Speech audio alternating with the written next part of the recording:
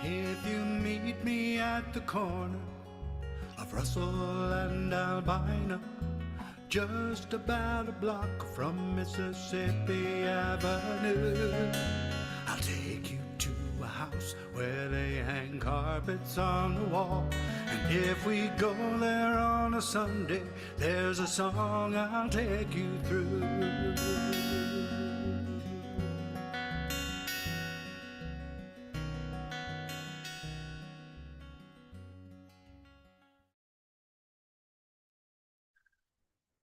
Good evening, everyone, and welcome to Open Mic America. I am Chris Steele, and I'm going to be your host for the evening. Mike Simpson is our interviewer, and Capo Dave Williams, our engineer, founder of this wonderful show, and also the creator and builder of Dandy Hybrid Guitars, which you're going to be hearing about a little bit later on. Our mission, as always, is to support your local open mics, where you can go in person to see songwriters performing their original music. Tonight, thanks to technology, we get to travel all around the country and see those same performers in their own living rooms. Without gimmicks and frills, this is the DNA of American music, a tapestry of story and song that has been weaving us together for generations. And now let's introduce all of our performers for tonight. You just kind of give a wave as I call out your name here. Rigo Rodriguez, coming in from Amherst, Massachusetts. Buddy Shute from Kingston, Arizona. Andy Karn from Mountain View, California. Tom Cooney from Pennsburg, Pennsylvania. Mike Simpson from Saratoga, California. Ric Page from Haverhill, Massachusetts. Cowboy Bob Uvello from Boston, Massachusetts. Jason Baker from Montpelier, Vermont.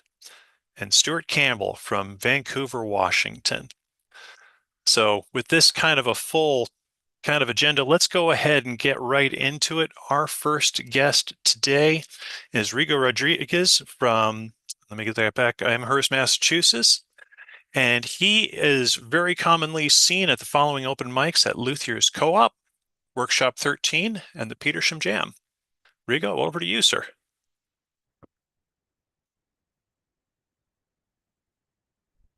Good evening. It's wonderful to be back with you all. I'm going to play a couple original songs. This first one is a song I wrote when I was fresh out of college. I had a job at a crisis intervention center, and one of the components of that job was that I worked overnight, often manning a 24-hour crisis hotline. And so I found myself, especially during the week, with a lot of time on my hands to work on songs and paint. And this is a song I started then.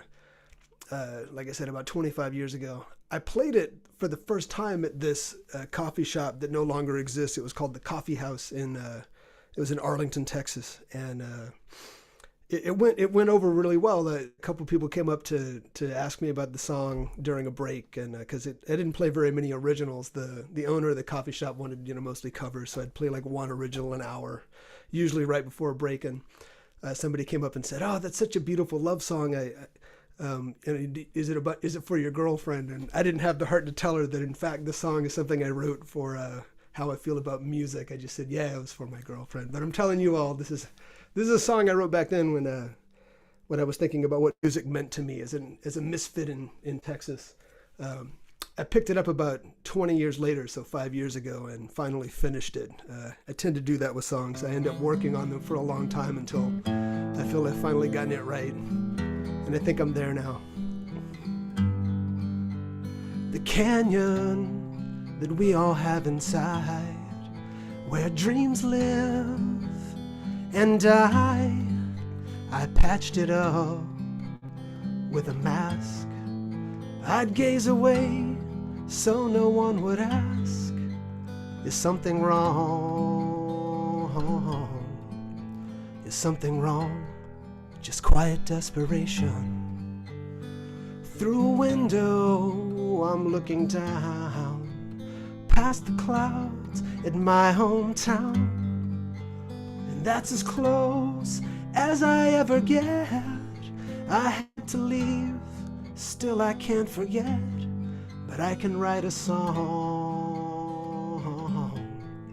I can write a song and kill the desperation. I'm a bird, you are my wings. I'm a guitar and you are my strings.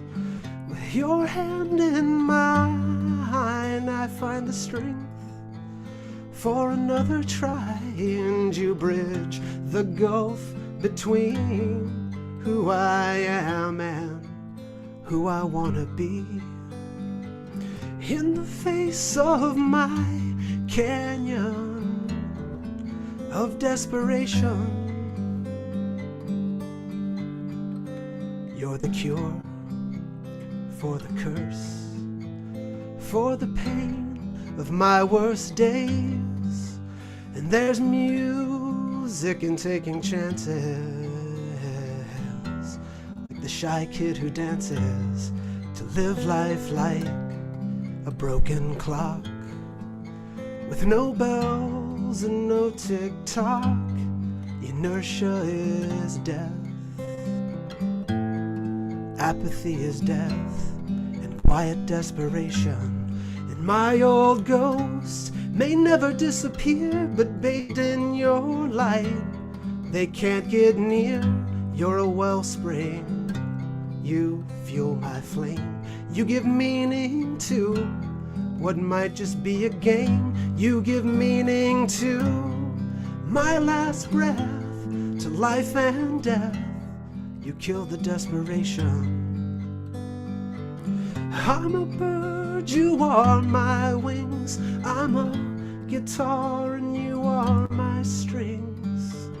With your hand in mine, I have the strength for another try, and you bridge the gulf between who I am and who I want to be.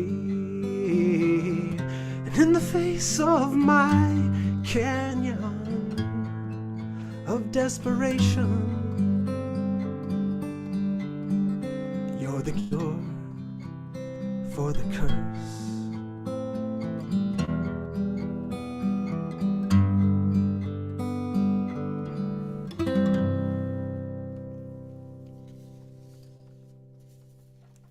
Beautiful. Great song. Great stuff, man. Great stuff. Thank you. Thank you. This next song I'm going to do is called Footprints in the Snow. It's the most recent song I've finished that I'm happy with enough to perform. I just want to say a quick thing about the genesis of this song. So right behind me, right behind my house is a forest and a trail that abuts a cemetery, and I often take my dog there to run. And this last winter we had a lot of snow in Western Mass, and one day I was out there with my whole family, and our dog had kind of lagged behind, sniffing as dogs like to do, and I waited for him, and as we were catching up, I was looking at the footprints of my wife and my two children in front of us, and something about it really struck me, and this song came out of that. Again, this is called Footprints in the Snow.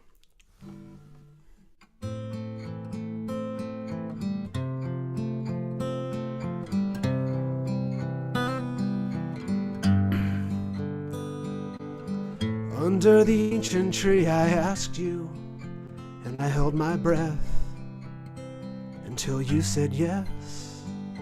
You flashed a smile as we ran along. The snow was packed hard in the forest trail beside the graveyard. You stopped to kiss me and powder fell from branches above like stardust, and I knew this was true love. We sat on the rocks and saw icicles form along the creek bank and watched as the sun sank. Our footprints in the snow,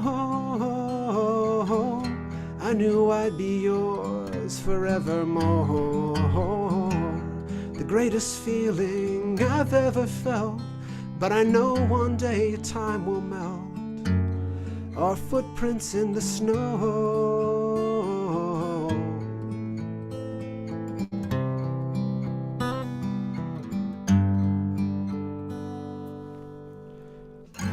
We hung a swing from our ancient tree. Our kids laugh and play as we listen to the branches sway. We follow close behind and watch them as we walk home, and I smile at their footprints in the snow. Our footprints in the snow. I know I'll be yours forevermore. The greatest feeling I've ever felt, but I know one day time will melt our footprints in the snow.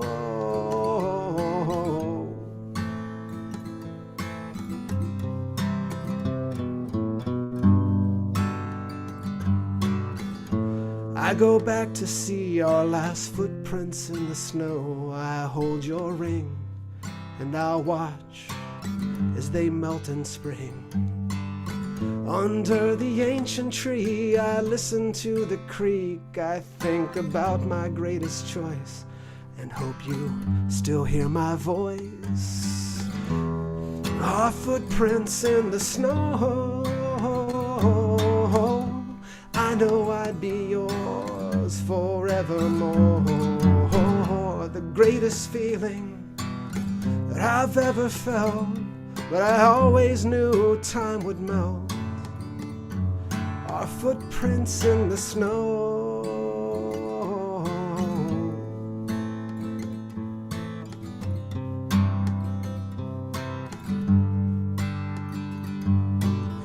One day I'll rest in that graveyard near our ancient tree, and if I'm lucky I'll find myself in a place where you're waiting for me. Our footprints in the snow. I know I'll be yours forevermore. The greatest feeling that I've ever felt, but I've always known time would melt our footprints in the snow.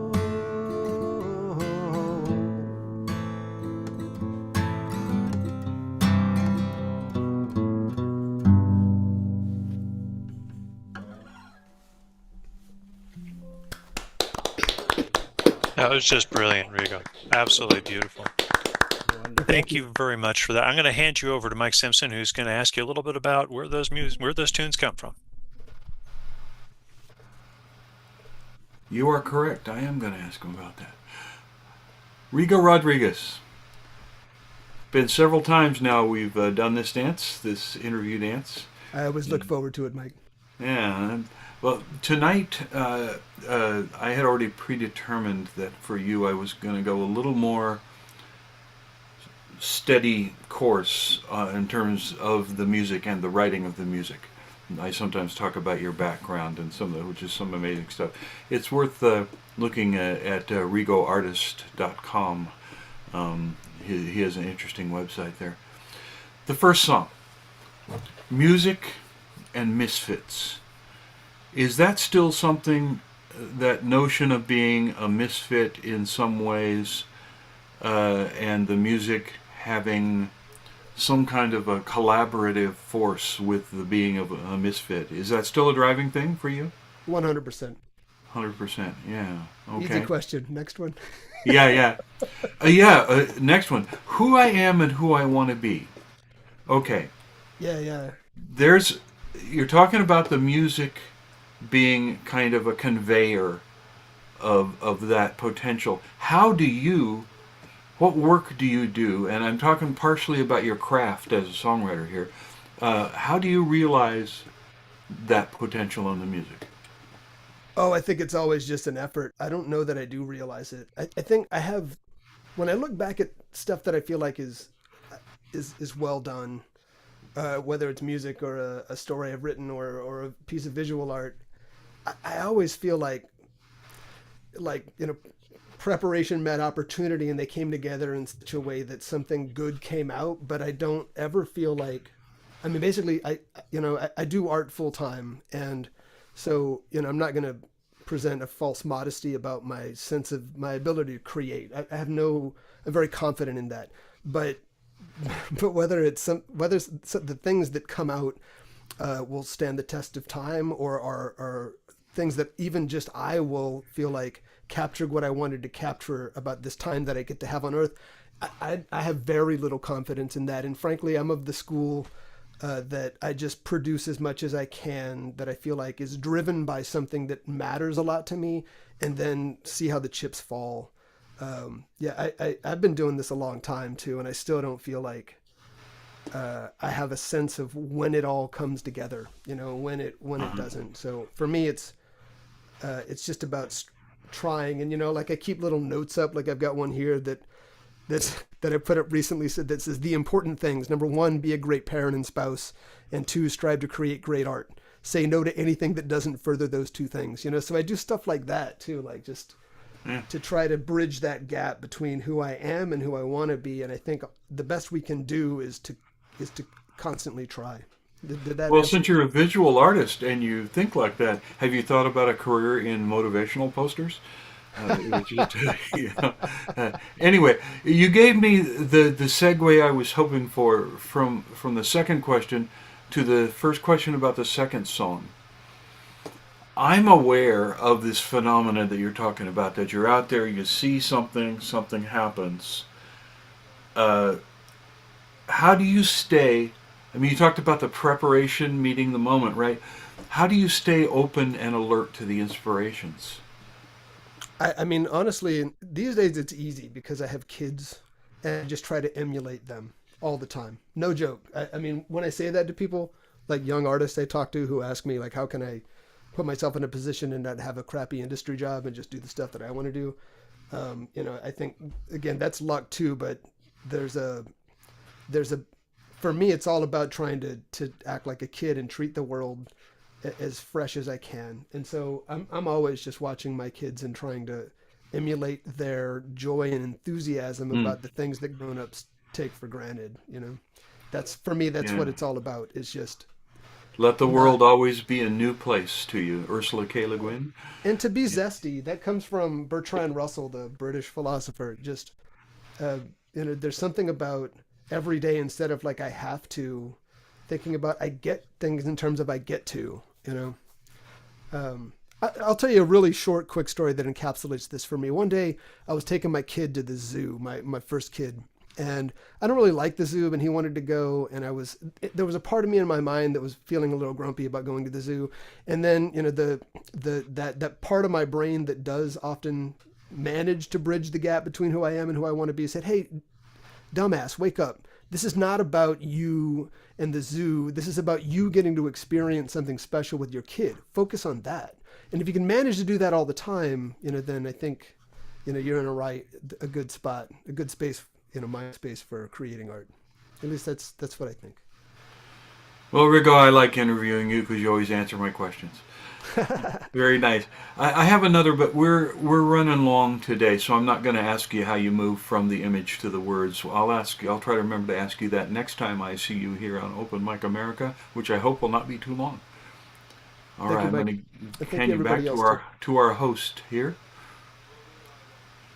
Well, thank you very, very much, Mike. And Rigo, thank you very, very much for that. I'm going to go ahead and move slightly across the country here now over to Buddy Shute, who's over in Kingston, Arizona, and his regular haunts are being at the 612 Coffee House and Bar in Fayetteville, Arkansas, every third Tuesday and then at the Kingston Library Open Mic every third Wednesday. So keeping it local here. And Buddy, it's over to you, sir. All right. Apologies to the folks in Arizona there. This first tune is called The Garden Song.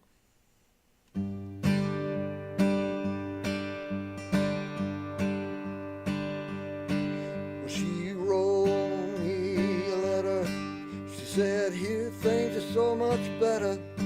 So I packed my bags and got on the silver bus.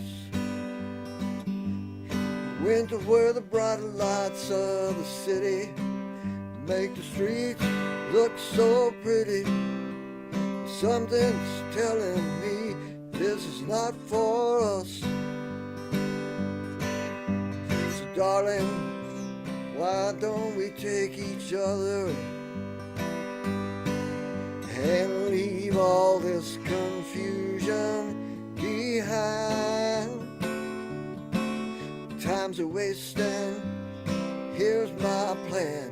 We'll find the fertile piece of land and kick back and watch our garden grow. Now a town has those things, those very special things that makes a body want to hang around. But it seems there's something wrong when you have to work so long just to own such a little bitty piece of ground. So darling, why don't we take each other and leave all this confusion behind? Time's a wasting, here's my plan. We'll find the fertile piece of land and kick back and watch our garden grow. She said, here things are easy. She said, here things will please me. Sometimes things just ain't what they seem. For there's hurry, trouble, and strife, and you spend half of your life waiting for that light to turn green. So darling, why don't we take each other and leave all this confusion behind? Time's a wasting, here's my plan. We'll find the fertile piece of land and kick back and watch our garden grow. Tell Uncle Sam and all the rest we're gonna plant our seeds of happiness. Kick back and watch our garden grow.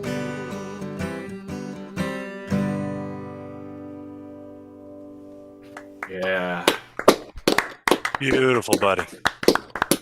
Mr. Shoot, very nice.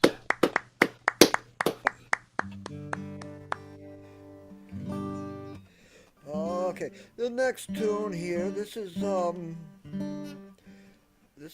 called Heaven Knows. I wrote this for my son. It's a brand new tune. I just wrote this for my son.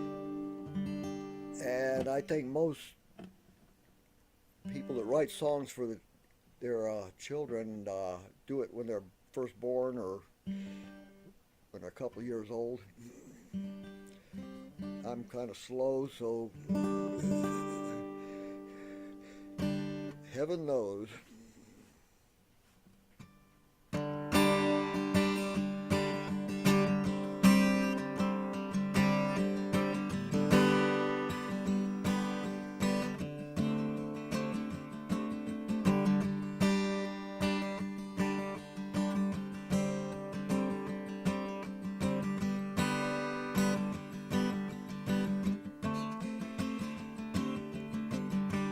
Follow where your heart goes, any way the wind blows. That's the only way you'll find what lies beyond the rainbow.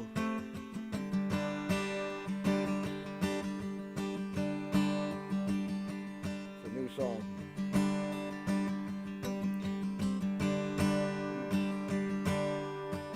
Don't wait till it's too late. Regret the chances you didn't take. You never know what you can do until you try. I hope that I've passed on all the things a father should. It all comes down to one. life is good. With love and pride I sing this song. You are part of me.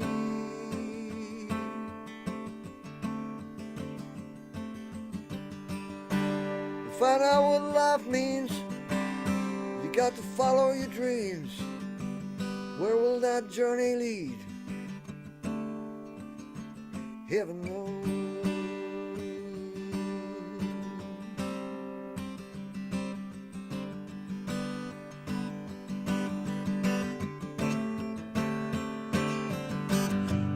Victim of circumstance, we only get one chance.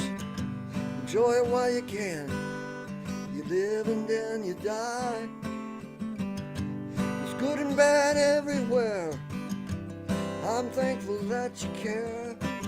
So say a little prayer and make the world a better place.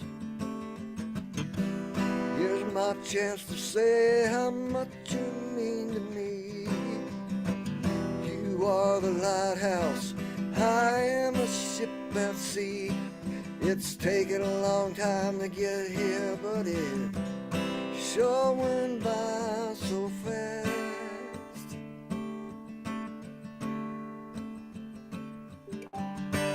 When will I see you again? How does this story end? Do the good guys win? Heaven knows.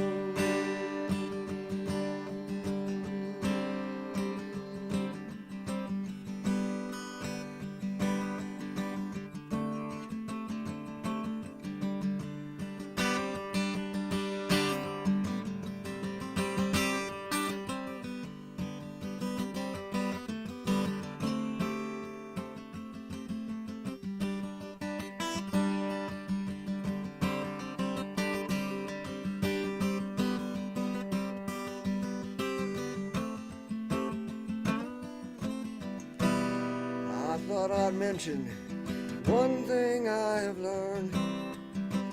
Enjoy each moment, they will not be returned. Like the very first time I held you in my arms.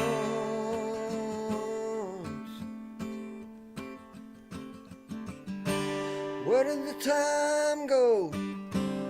Did I take the right road? Will the sun come up tomorrow? Heaven knows. Heaven knows.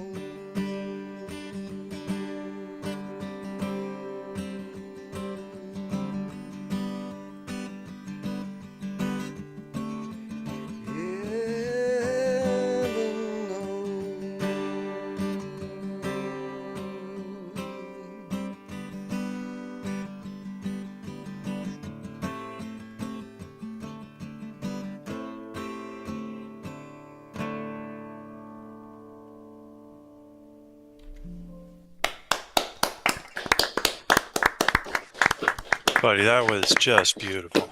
Just beautiful. Well, first things first. First, my apologies both to the people of Arizona and of Arkansas. And, I'm very ashamed to say I actually work in, actually things that involve locations, so I should know better.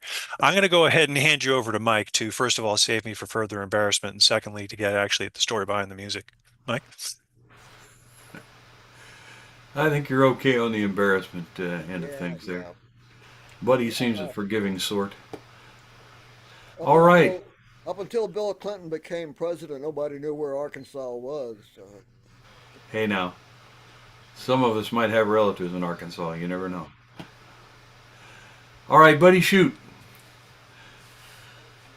I want to start off by saying that I was on your website and I had a moment of delight when I saw that on your new album, one of your two covers was that great, deeply meaningful classic, One Meatball. A favorite song of mine. How did you pick that out of the ether? I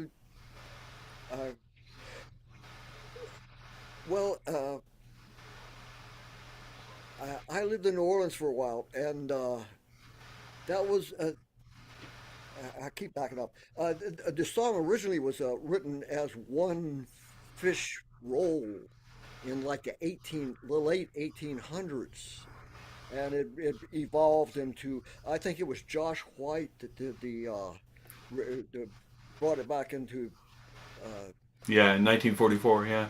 yeah. So it became like a fairly well-known song for the folk revival.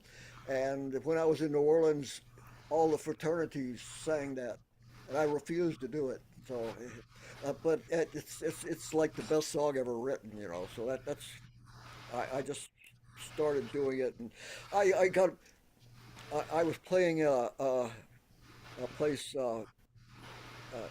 and there was some uh, exchange students from Czechoslovakia that were present when I did that song. And after it was over, a young lady came up to me and said, "What's that song about a meatball? What's that?" So, so that's I believe so. That's one of the main memories she took back to Czechoslovakia with her. I'm sure it was. She heard a song about a meatball. Hey, first song. I I try to avoid in these interviews comparing, because we should never compare, they say, ourselves to other people. But I'm gonna compare you to somebody, and I assure you it's a compliment. That letter and then a bus has that immediate old things feel to it. You know, you're talking. And we know you're not talking about. You know, you didn't get a text on a monorail. You know, it's the older stuff, and that's a fantastic way as a songwriter. You did a great job to set it up. Someone once wrote a review of a favorite songwriter of mine, and talked about how he works in the field of current nostalgia. And I felt like that song meant that too. And the person who was being spoken of in that interview was John Prine. And I think that first song of yours is very Prine-like. And I just want to know if you think that too. Yeah, that is quite a compliment. Thank you. Yeah. I guess I went about it pretty much the same way he writes his. I'm always amazed at how he is able to write such good songs with three chords. You know, that's I don't. It's amazing. That's difficult. That's it. And so Yeah. that was my uh, goal when I wrote this song, is to make it simple. Well, you did a good job, and it's a fine song. Second song, I really like big ideas, great ideas from history that people put them into the songs and they work there too. And that song definitely, I've forgotten what your title for it was, I must admit, but you could title it Carpe Diem as well. You know, seize the day, uh, advice to a young person. Uh, that resonate for you? Yeah, that's heaven knows. I just uh, I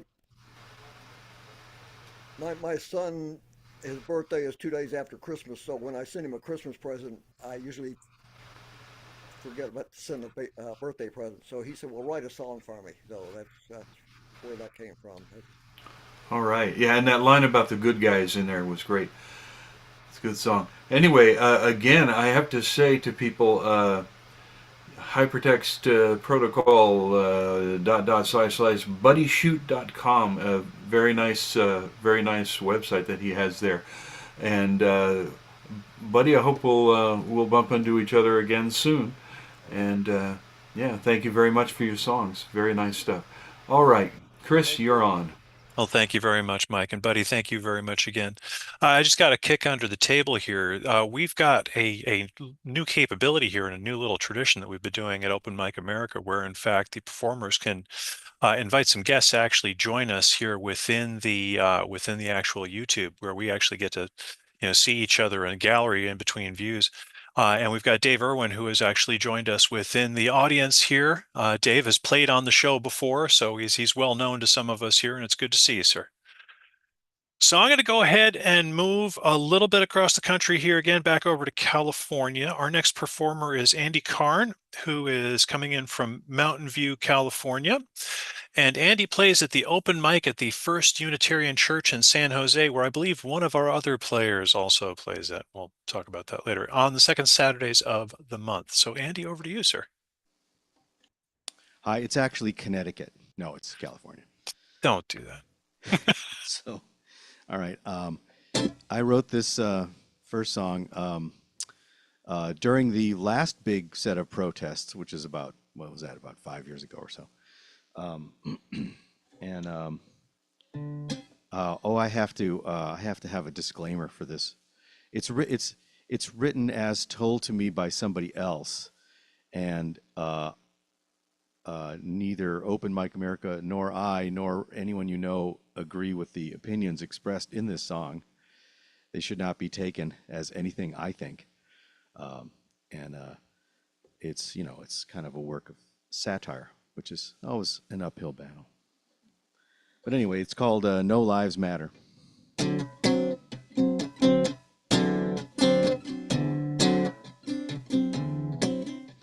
A lady in a grocery line, just one line over from mine, started talking about those people all being hoes and breaking the law all the time.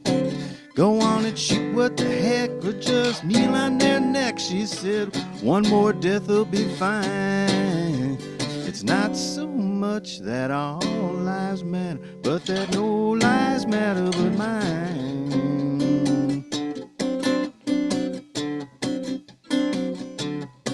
She said those punks with their face in a mask won't let the police do their task. They want to cut the cops' budget, but they're not fit to judge it. If I want their opinion, I'll ask. I don't care who they are, I'll hit the crowd with my car, she said.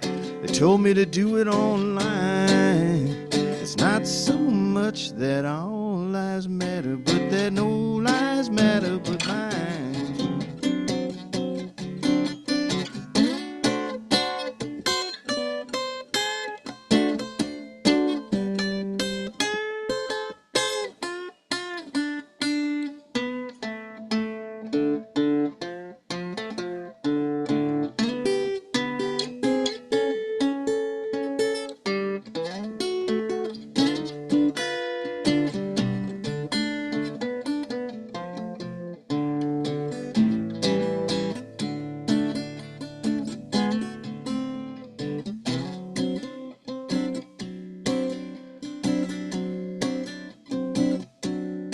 She said Antifa is a violent elite.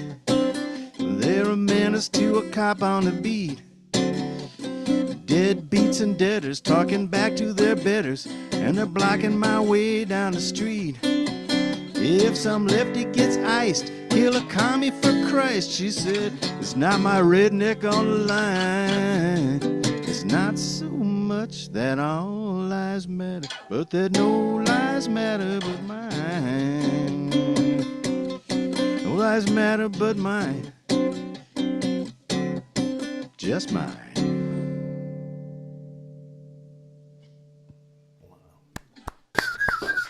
Nice. Very nice. Thank you.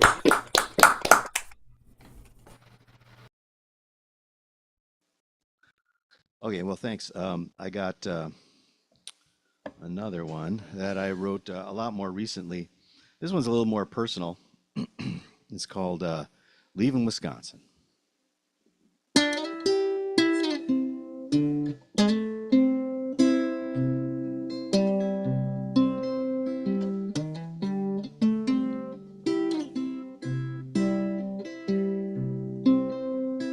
Leaving Wisconsin, sick and sad.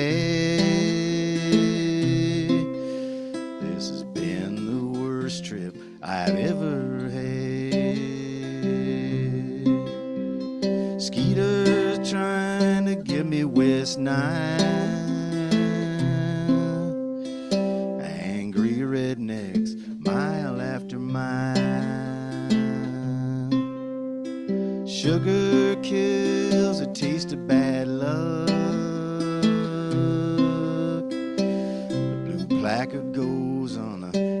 of the truck. Silver key locks my mother's door. Neither me nor her coming back no more.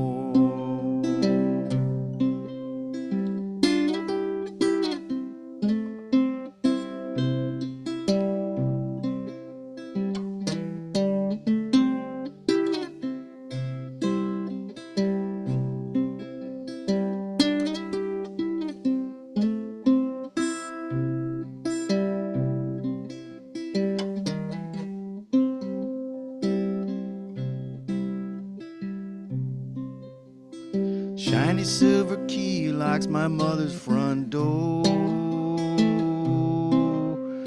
Ain't no reason for me to come back no more. Leaving Wisconsin sick and sad. It's been the worst trip I've ever had.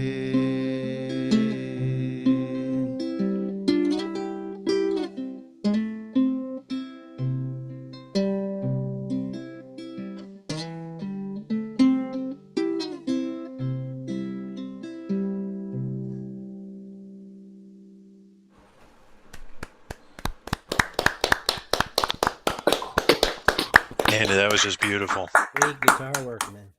Good guitar work and paints a picture. I'm going to hand you over to Mike now. He's going to ask you a little bit about music and your process there. Mike? All right. You know, Chris, you're guessing very well on what I'm going to ask person by person, because I am going to dive a little bit into the process. Andy, has anybody ever chided you a little bit about what you write in your songs and told you, come on, man, say what you think, don't hold back, like your first song there, you know, don't. Well, I mean, yeah, it's not holding back. That's the trick for a protest song. It's writing something that's not just angry and has a little Right. bit of vagueness to it. You know, like if people wrote a lot of protest songs during the folk scare of the early '60s that no one can remember now. But Bob Dylan wrote, "The answer, my friend, is blowing in the wind." He didn't have the answer. He's leaving it vague. That you remember. Yeah, good point. Hey, that song, No Lives Matter, have you ever had a more particular or special response to that song? Well, of course, this is the story. Yeah, I actually had a written complaint. I performed it poorly at an open mic, I will admit. I don't think you could hear the vocals very well, and it was not a stellar performance. But anyway, I went back again to the same place, and they told me that someone had filed a written complaint with the owner about my song, and I'm pretty sure that they were mad at some of the sentiments in the song and didn't realize that I was making fun of them. But that's what happens when, you know, the mic's too low, you know. Yeah.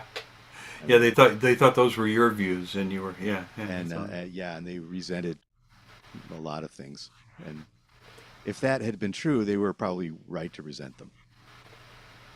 yeah, had it been true. Yeah, that's right.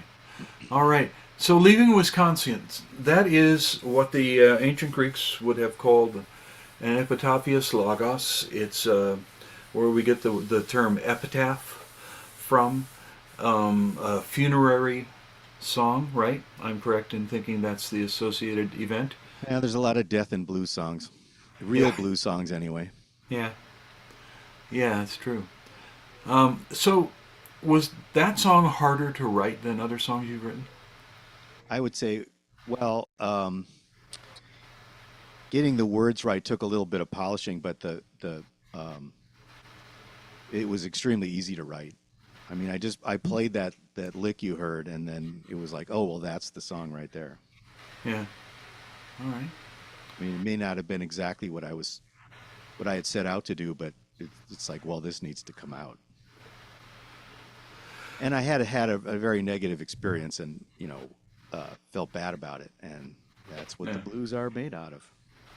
That's right. So, what you writing right now? You got anything in the pot?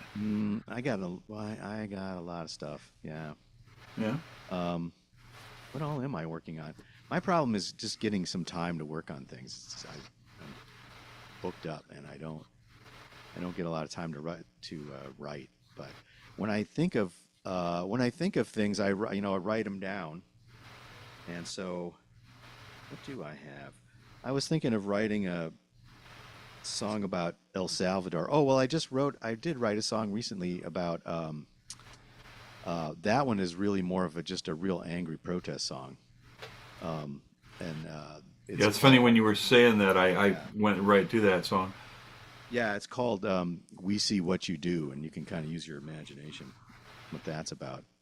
Yeah. And I thought about playing that this time, but I don't think I've either never played No Lives Matter or I played it a long time ago. Maybe like the first time I was on, and I thought maybe it was time for it to be on again. So, well, I think you made a good choice. Maybe I can do it next time. I don't know. I think you made a good choice. I want to add a note. Andy's talent as a prophet also showed up in that song. In that the first time I heard it, about 3 or 4 days later, I was literally standing in a grocery line, and the clerk came over. Because there are a lot of people in line, they grabbed someone and took them to a new thing. And this woman, one line over from mine, went off about, well, look at them showing favoritism to those people.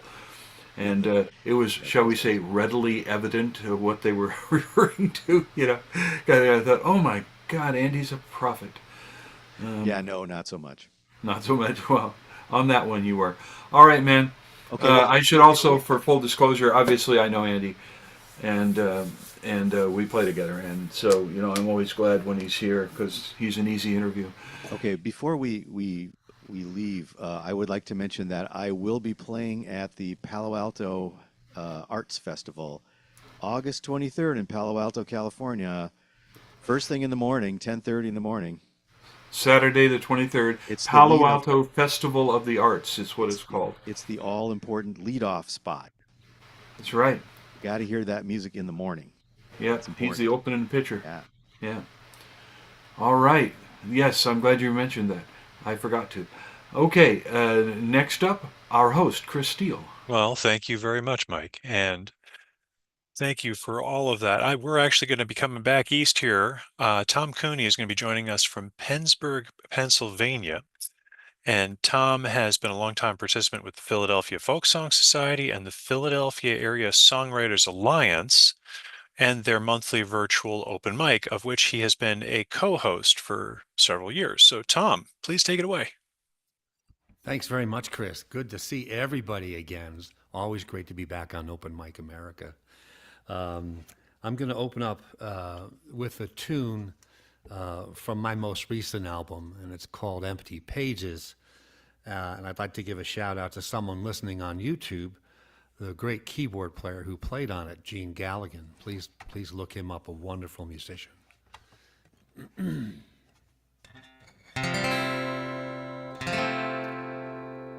Today is full of empty pages. Will the day be lost or be one for the ages? Well, today my soul might get its fill if I keep my heart open and my thoughts still. Today is full of empty pages.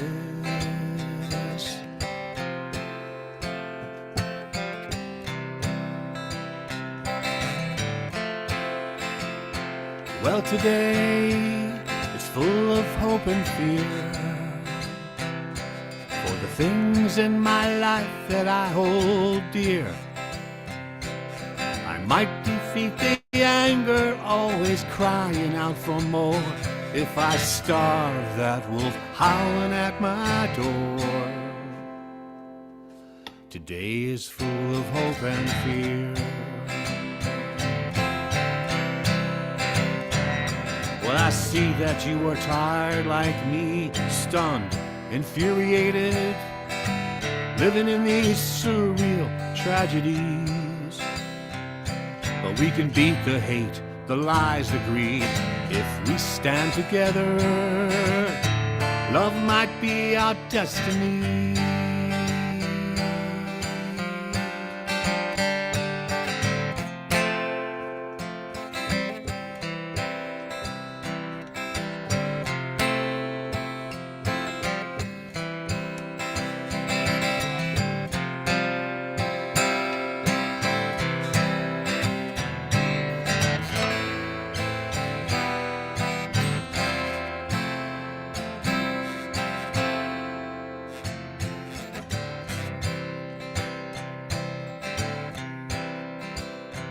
Well, today it's full of light and truth. I'm gonna find it, I will share it with you. I will try in my heart to be kind to friend and enemy alike. Today is full of light and truth. It's full of hope and fear. Today is full of empty pages. Empty pages. Empty pages.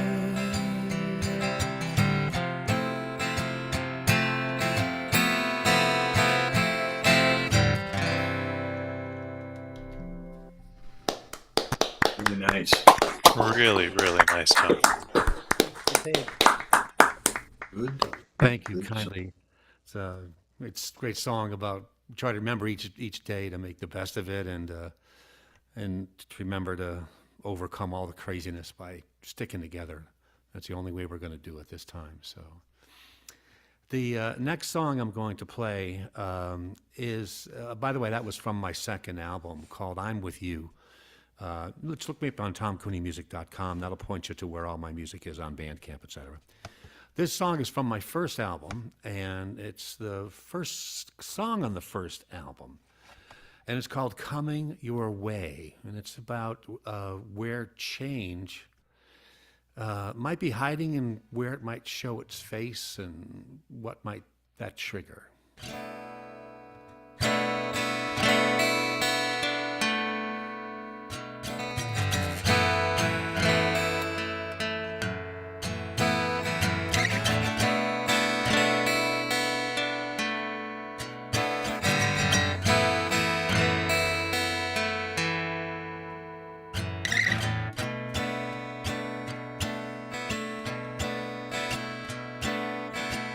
It's in the shift of the wind, in the glowing of the light. It's in the first hint of feeling restless, where change does abide. It's in the first mighty geese riding south. It's in a bed of ferns crackling to life. It's when your heart learns it can't live alone. You know it is time. So take that step, small and unsteady. Take that breath, just one at a time. Hold the now in the palm of your hand, sacred and wild. Steady your heart, steady your gaze, steady ahead, there's only today.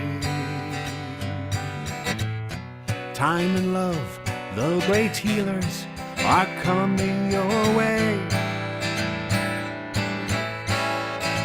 Coming your way.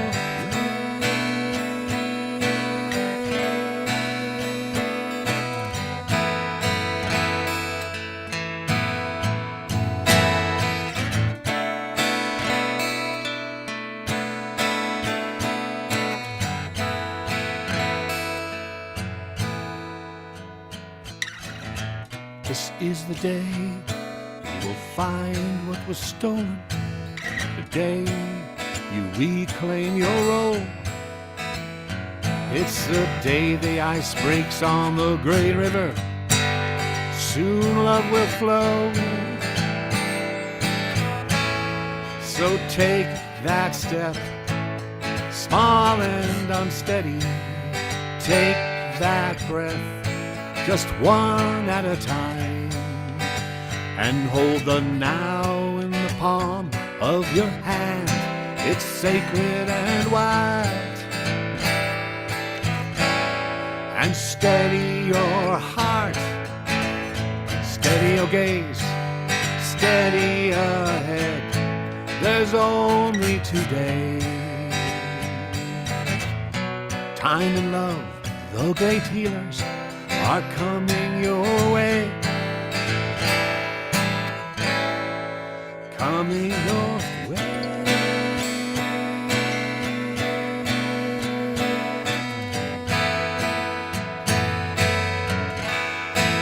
Coming your way.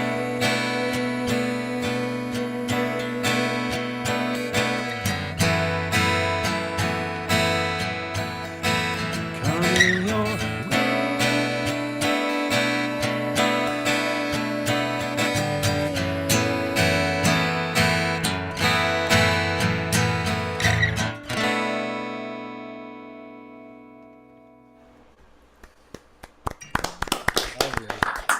That was beautiful and really, really bright. Just absolutely beautiful tone and great songs. Nice, Tom.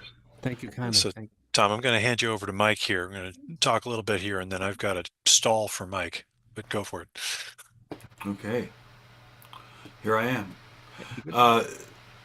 I wanted to start right off on the top of the first song. There are things that we hear frequently in songs. It's not to say that they're trite, because they're not, because it's not how they're said that I'm talking about, it's the notions. And one of the notions that shows up a lot, particularly in singer-songwriter type stuff, is this notion of open hearts and being prepared to hear things. We talked about that, a little bit earlier with Rigo. The notion of this, is this reflective, in your case, of your actual process, heart open, thought still? In general, it is. As you know, songs come from many different places and are written in many different speeds. But my general, most common process is I am try to keep the doors open for what's coming into me and what's coming out of me, and especially not blocking my thoughts or my emotions. I try to keep a swinging doors happening. And how do you set that up? A lot of it is practice, practice throughout life, and practice through meditation, and practice from the lessons that life teaches you, that in the end, it's just great to be honest. And as an artist, especially an artist who's writing lyrics, honesty is a great friend. It's a painful friend sometimes, but in the end, it's the right thing to do. Yeah, very nice. Hey, actual lyrics in that thing. The surreal tragedy is a description of our current condition. That was a little bit of a for me, because that's how I feel about it too. But I liked the fact that you then go right to light afterwards. I am not very good at, when I write about things like Andy's song that he wrote, when I write about this, my stuff tends to start angry, stay angry, and it is hard for me then to write in that song, maybe in the next song, but in that song it's hard for me to make that swing back to hope. And I think, as songwriters, people like you who are writing songs that tell the truth about our current situation and yet also tell the truth about hope, I think you're our shots at victory. As a singer-songwriter, what do you think about that? Thank you. I mean, all artists of every kind are And it's just great what artists do for any society. And if it's there's two sides to everything. All of existence is yin and yang. It's light and darkness. And if we keep our souls and our eyes open, you can see what's there and then just deal with it honestly for what it is, and not for what it is not. And it's observation, and then honesty of craft. You know. Yeah, yeah. And then in the second song, speaking of craft, you use a little some of the tool of repetition in that one, in some of the lines in there, and I really liked the repetition of the first to this, first to that, first to this, kind of thing. And am I right in thinking that what you're talking about there is largely the immediacy? The first thing gives that sense of immediacy, and then intentionality pops in when you talk about take a step, take a breath. As is that, am I about right with the song? Yeah, I would say you're very, very close. I would say that the purpose of the first two verses, especially, is that the potential for change or change happens very subtly, and it's long before we recognize it's happening. So it could be in the way the light has changed. It can be the way that you see. You see in late October the first geese coming south from Canada. It's like, bam! It's beautiful. They're back, and all those little signs that are constantly there are it is a great way for you to be aware of all things. Yeah, it's And kind of all then- in the noticing. Huh? It's all the noticing, and then all of that provides energy for you to take that step or take that breath. All right. Well, As I the hope chorus- I, as the I hope chorus you will says. continue to take the step of writing more songs, because I'd like to hear more of them. I And, definitely will. I've got a third album planned for November. I'm trying to do one major release a year, and so I'm very excited. Yeah. So other stuff is available on Tom Cooney, COONEY music, all one word, .com. Check it out. Thanks, And Mike. Tom, come on back, man. We'll wait to hear you again. Good to see everybody. All right, Chris, he's yours. Awesome. Tom, thank you so very much. And this is where I was saying I was actually going to buy Mike just a little bit of time here, because he's got to actually switch over from interviewer mode to actually player mode. Mike, that's a dandy guitar you got there. You want to go ahead and I'll tell you what, while you're doing this, just very quickly, I do want to welcome Mike Simpson. Let's do this more formally here. Welcome Mike Simpson, who is here from Saratoga, California. And Mike most regularly plays on Open Mic America, not to toot our own horn here, but also the South Bay Folks Virtual, Music Matters Showcase, and the Rick Merritt Open Mic at First Unitarian in San Jose. Mike, play some Yeah. music for us, sir. Well, you know what? I think I will. For those out there who are a little newer to this whole process of Open Mic America, when you choose what you're going to play here, you have a certain amount of a restriction in what you can play. And that is to say, you can play anything that you yourself have written, original material.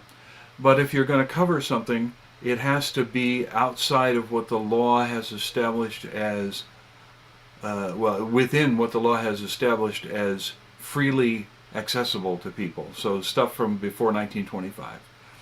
And this one qualifies because it's from 1880.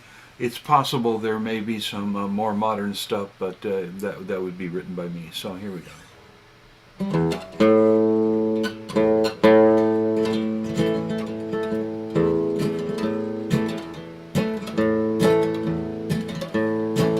I got high, Lord, I got in jail. I got high, I got in jail. I got high, I got in jail. Had nobody for to go my bail. My sins, they have overtaken me. Hand me down my walking green. hand me down a walking cane, hand me down a walking cane. I'll leave on the morning train. My sins, they have overtaken me. Well, the beans was tough and the meat so fat. The beans was tough and the meat so fat. Well, the beans was tough and the meat all fat. Oh, good God, I couldn't eat that. My sins have overtaken me. Well, come on, Ma, go my bail. Come on, Mom, go my bail. Come on, Mama, go my bail. Get me out of this Nashville jail. My sins, they done overtaken me.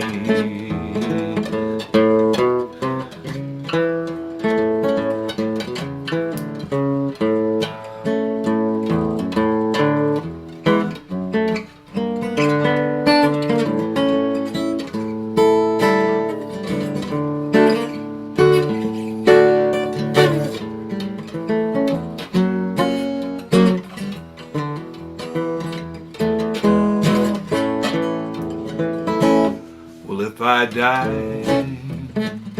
in Tennessee, if I die in Tennessee, or if I die in Tennessee, ship me back by COD. My sins have overtaken me. If I die my distress,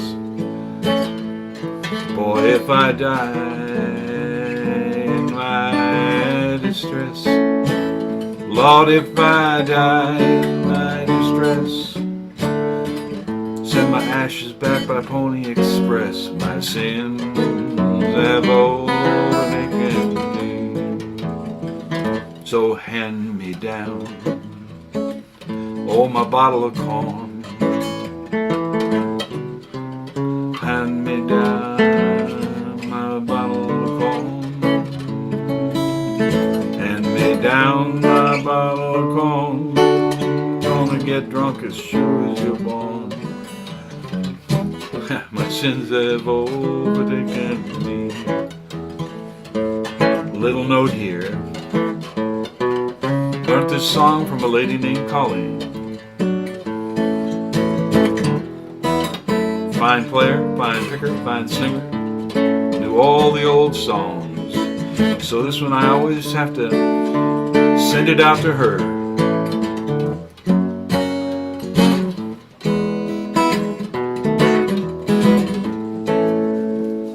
Our friend Colleen, she has come and gone. Our friend Colleen has come and gone. My friend Colleen has come and gone. I'll see her again when I pass on. Oh, my sins have overtaken me.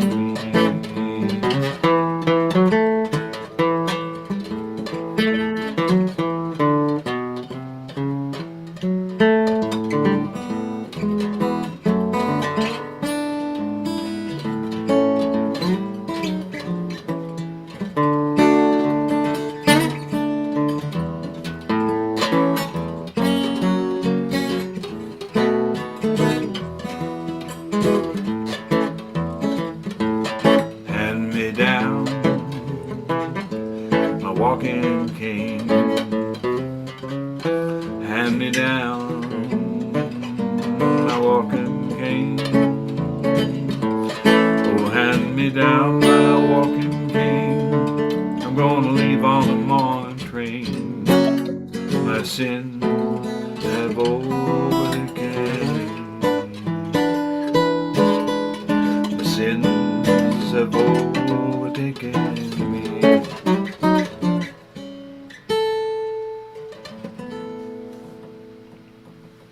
Nice playing, Mike. Very nice. Thank you, thank you.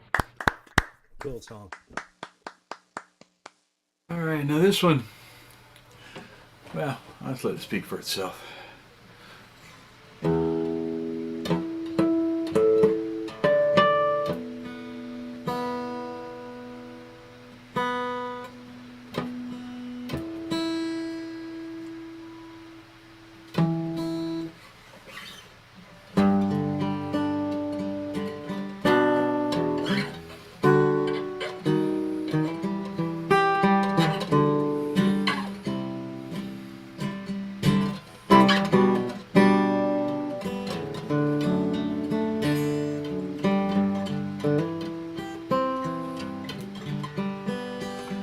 Well, I hear your lovely sentiments,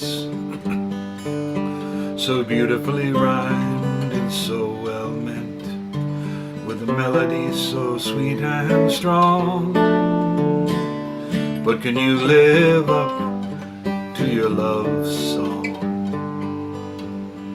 Can you live up to the words you sing? Can you keep all the pretty promises you bring? Can you live them out for a whole life long? Can you live up to your love song?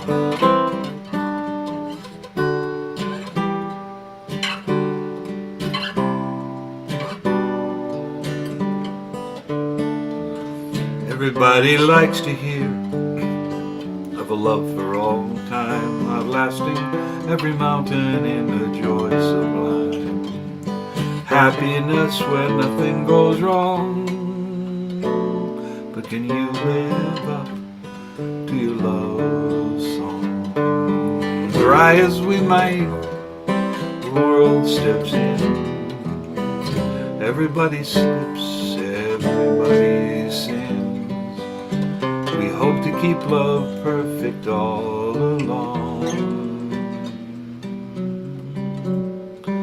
But can you live up to your love song? No one can live up to your love song.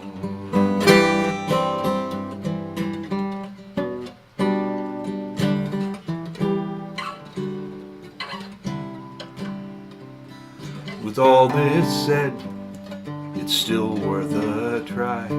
Keep returning to your love till the day you die. Hold your heart out to whom you belong. Live up over and over to your love song. Live up each next moment to your love song.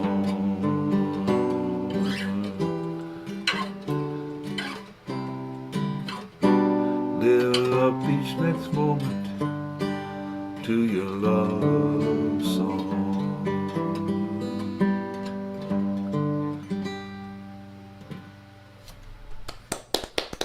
That was wonderful. Really great. Like, that was just absolutely gorgeous. Absolutely gorgeous. Thank you. So I now have the distinct pleasure of actually being the interviewer, and actually just changing roles here from host to interviewer. The interviewer gets interviewed by somebody else. Mike, first of all, I think that's not the first time that I've heard you play something from the before times. I'm I do it curious. a lot. I Yeah, I usually know. put- It's something, and I guess that's my first question really is you really take the legacy of our music very, very seriously, and you really want to make sure that this music is shown. And I guess first of all, what is it that brings that motivation? And then how do you find these songs? Colleen is mentioned in the song. I'll come to that in a second, but I'm curious, just from your own personal side of things, why and how? I have hung out. Well, I've been playing and singing and doing music for a long time, and I have hung out with giants of folk music. I had a thing on the porch of a restaurant nearby me with Mr. Guthrie, and I used to go to regularly down to San Francisco and hang out with Reverend Gary Davis, and I'm pals with Carol McComb and Cozy Sheridan, and I could keep dropping names all day. But what happens in that is some of their goodness seeps into you, their affection for this great old music that they're playing. It's catching, particularly when they're teaching you to play it. So that's what I have to credit. It's nothing about me particularly. It's just been my good fortune to do that. On the flip side, you run into people like Capo Dave who construct something that encourages you to do that. And my response from Capo Dave when I play those songs, those are always the ones he appears to like best. So, I play my stuff too. Yeah, okay. But the great old stuff, now it doesn't fall within the 1925 thing all the time. The stuff that I love, the Great American Songbook is my home. I mean, sure. I play the standards, all the show tunes and all that kind of stuff as well. But here, I feel I'm a staff member.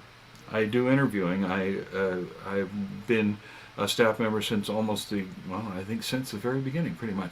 And so I feel like if Dave has this idea that this is a good thing to do, I have a responsibility to live up to do it since I can. Now, how do I find them?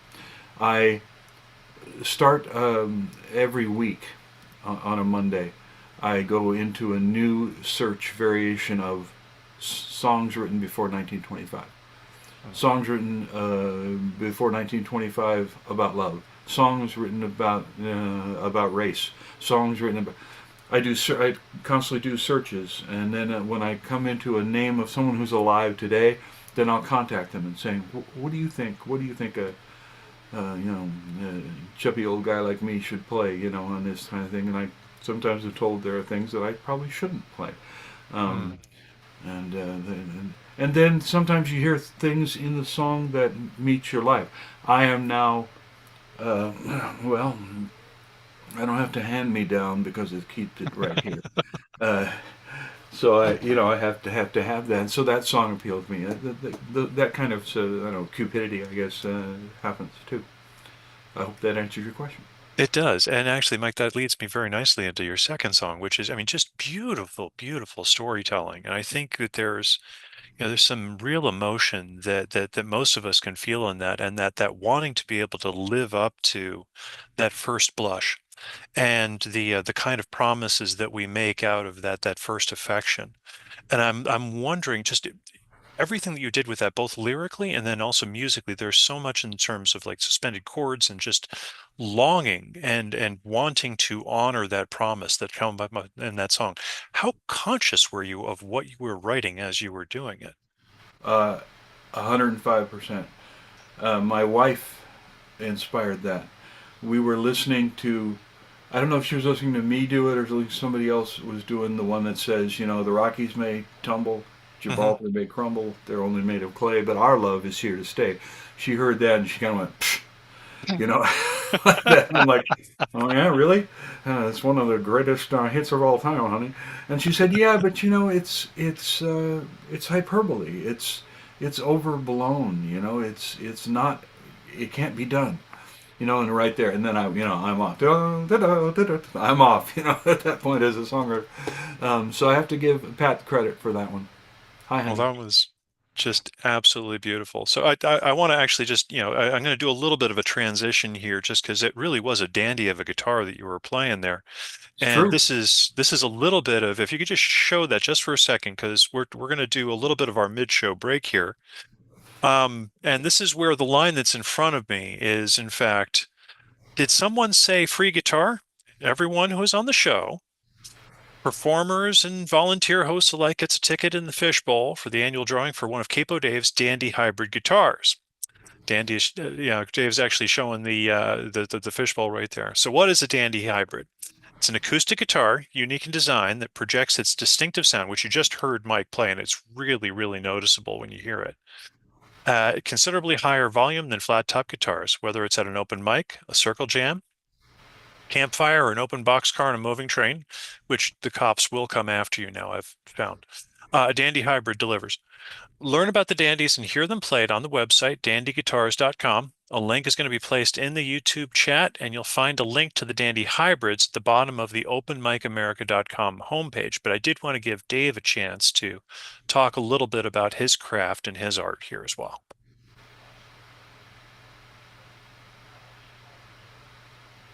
Thanks, Chris. Yeah, I'm very, very excited about a new model that I'm working on. I've had several versions of them. Building number 38 right now. But very briefly, how we got to this point is the history of building these dandies.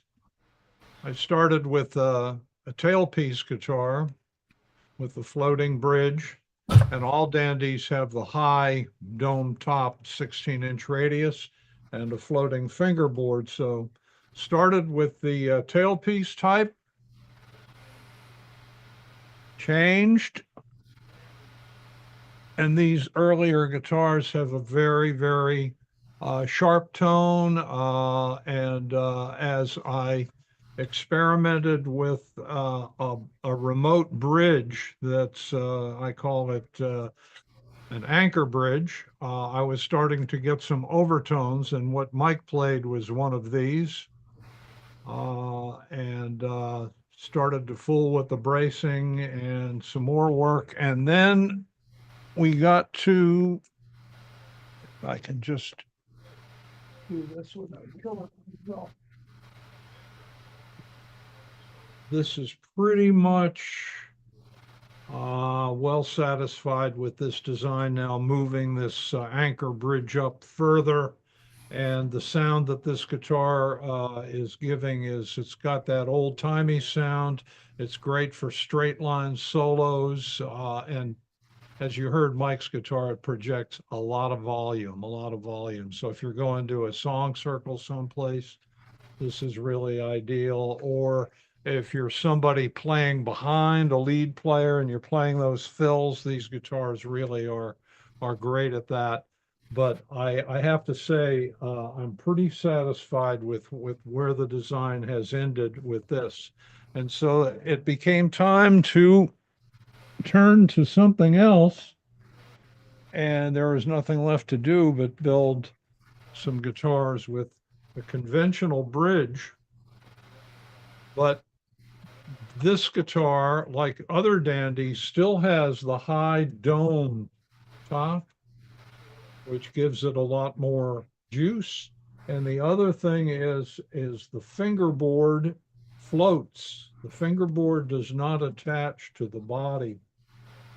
And if you think about it, regular flat top guitars with the fingerboard attached to the body, if anybody tells you that attaching the fingerboard to the body enhances sound, I don't see how that even makes any sense. You might have one fingerboard is better than another fingerboard for the sound, but built this way, there's no more huge brace across here to take the thrust of that fingerboard.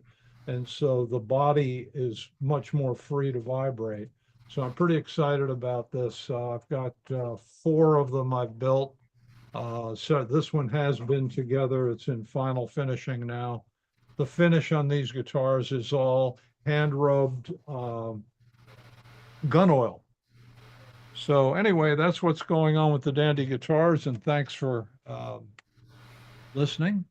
And the drawing for the next free Dandy guitar will be December the 14th. And good luck to everybody. Everybody that plays on the show or hosts the show gets tickets in the fishbowl, and I'll be putting those in tonight. So that's all I have, and I'll turn it back over to Chris. Thanks. Dave, thank you so much. And we'll actually move into our second half here. And I get the distinct pleasure now of introducing a friend of mine. And of course, the problem that I've got with introducing Ric Page is that his commitments to live music are such that trying to read off his favorite open mics is like reading the phone book. So here's just a sample. We've got the live ones, the North Reading Community Coffee House, Muddy Waters and Mike's Open House, Hen House and Jay's Music Medicine virtually. Rick is on just about Rick is like basically watching a couple of reruns of Cheers. You're always going to be able to find a channel that he's on. So Duncow Acoustic Club, the Eagle's Nest Revisited, Apocalyptic Open Mic, Desert Southwest Open Mic America, Music Matters, and the One Broadway Collaborative. So with that, I'm going to hand you over to the man from Haverhill, Massachusetts, Ric Page. Thank you, Chris. And thank you, everyone. Okay, my first song is, it's about a nightmare I had, and it's driven by social media, so self-explanatory. Here we go. It's called I'm Just Dreaming.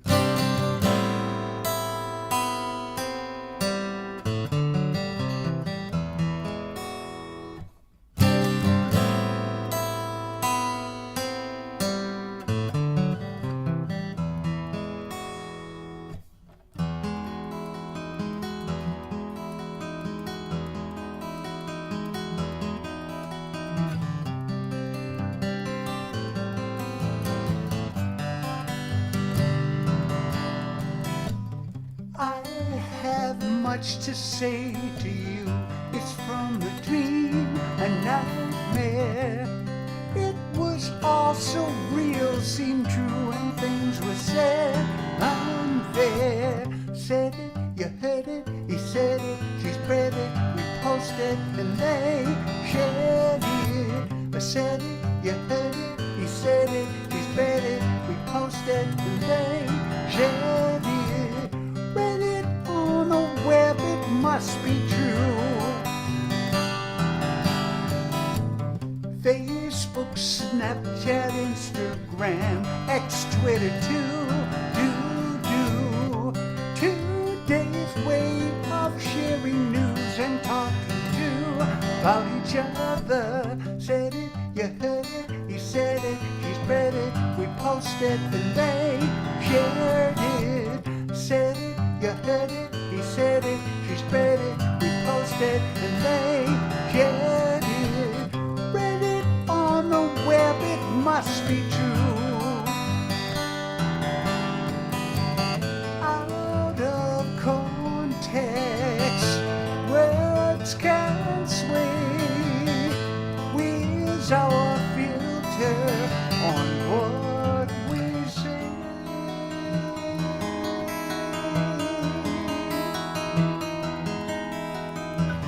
Comments began to tag along with each new post and sharing.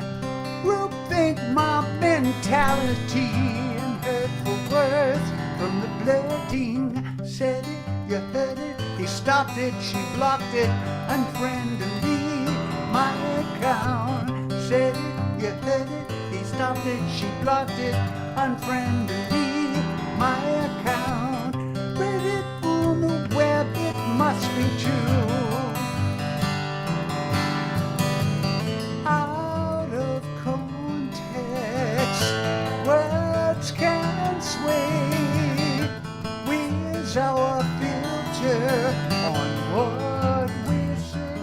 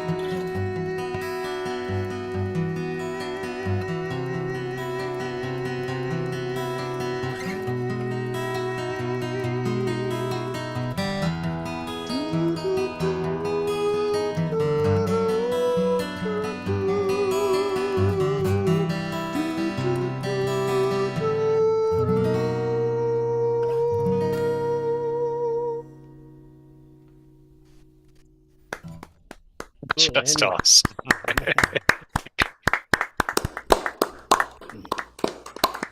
Thank you. This song is called Got to Live Life.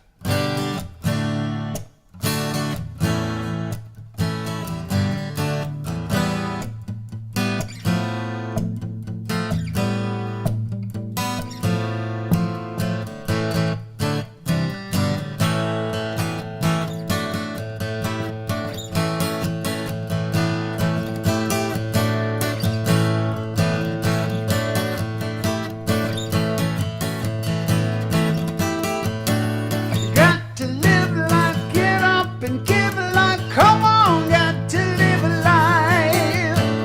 Got to live life, get up and give a life. Come on, got to live a life.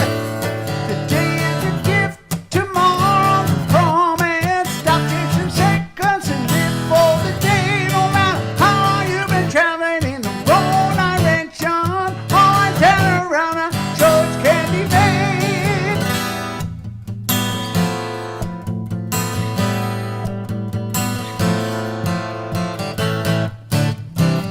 Worry won't stop that stuff from happening, but it will help you from enjoying it good when life takes you through troubled water.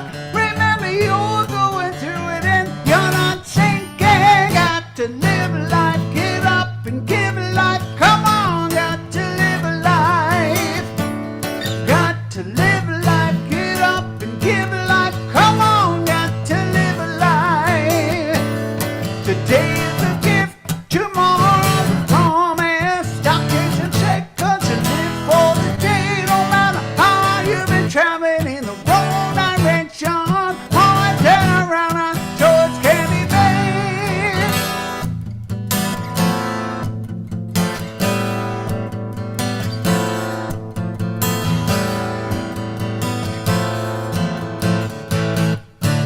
Sometimes when things are falling apart, they may be actually falling into place. See everything when the world don't see you.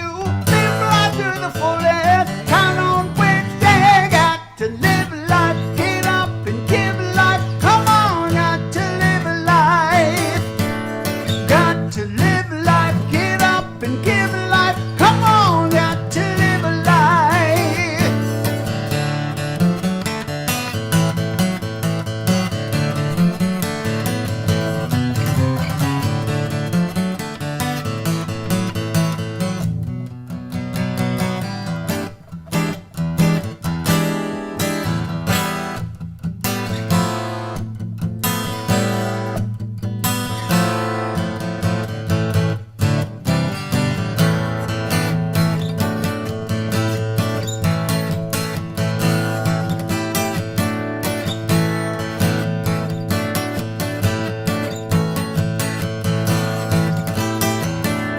Got to live life, get up and give life. Come on, got to live a life.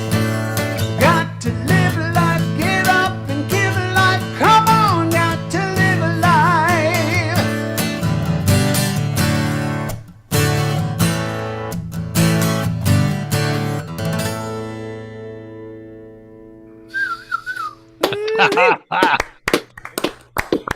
Man. Rick, thank you so much for that. I'm going to hand you over to Mike, and he's going to ask you some very pointed questions. Oh no, not all that. Hi, pointed. Mike. Hi, how you doing?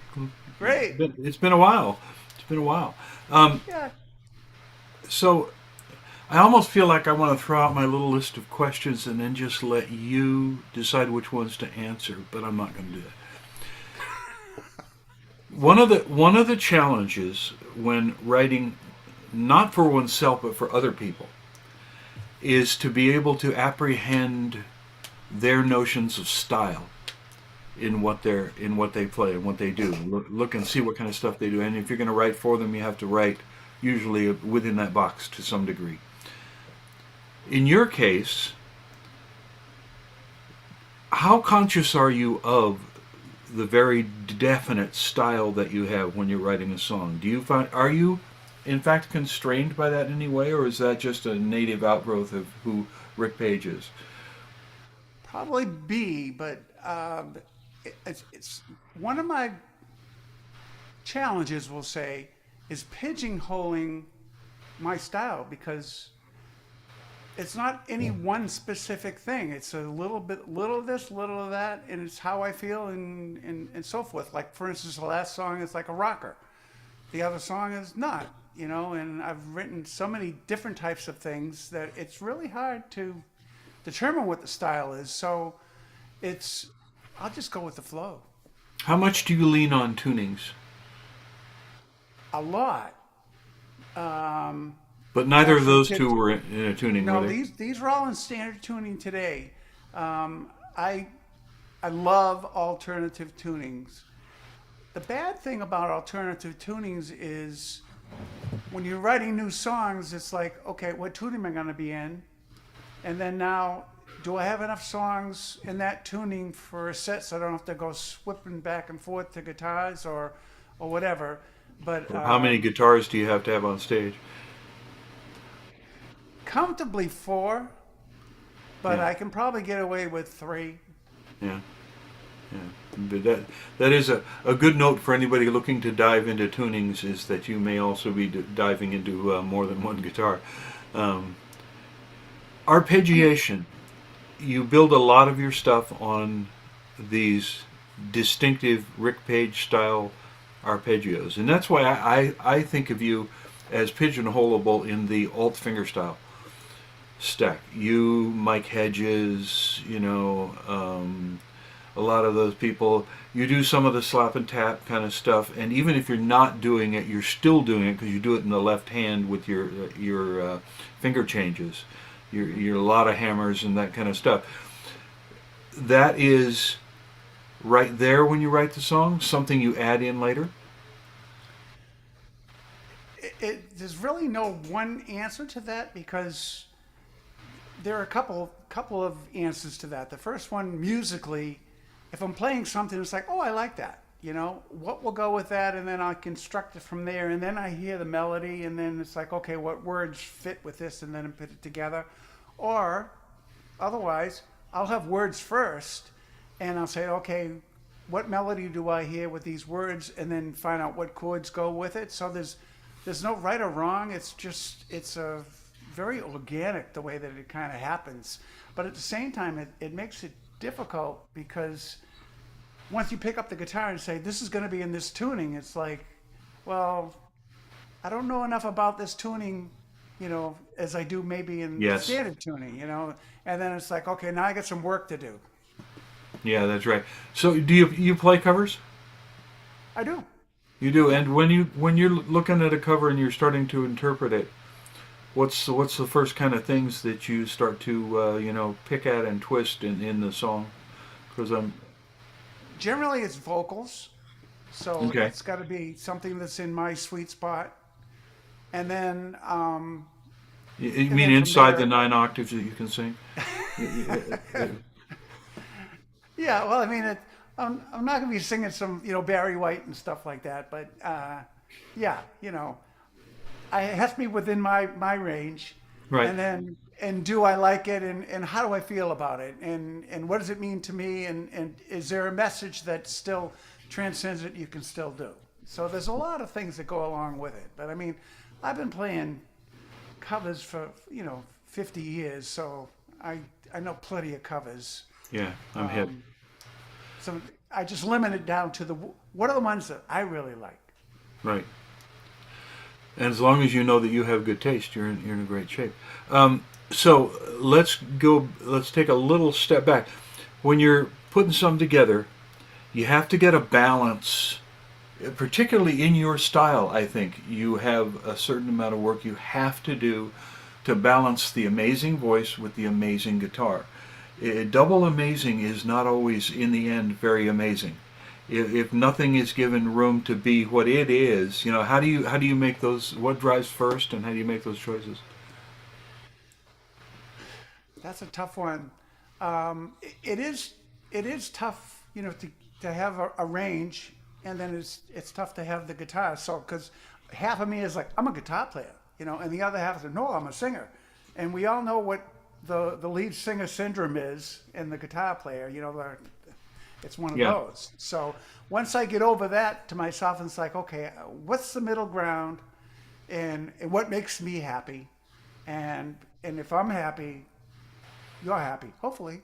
But I really don't care, because as long as I'm happy. Yeah, that's right. Okay. And just one last note you can respond to or not. The gift promise thing in the second song, in the lyric there, day's a gift. Yeah, Yep. Brilliant. Thank you. Loved it. That, All right. Speaking of that second song, I wrote that. Everyone probably knows that. I dealing with cancer, and that song was written after 10 weeks of chemotherapy. That I decided that I got to live life, and that's where that came from. So after 10 weeks of chemotherapy, you write this bouncing, happy song, Dude, You're a Stud. You gotta. You gotta. All right. Well, I'm going to let you have a little rest now then, and I'm going to turn you back to Chris Steele. I was going to say, bouncing rocker with about 15 different theme changes in the middle of it, too. Well, we're going to go ahead and move on to our next performer here, is another Boston-based performer here. So this is Cowboy Bob Uvello. And Bob's got a regular spot at the Union Brew House, Songwriters Night at Proof 22, Songwriters Mix and Music, Bridgewater, and a bunch of others. But Bob, why don't you go ahead and play for us, please, sir? This is called My Old Friend. I wrote it about an old friend.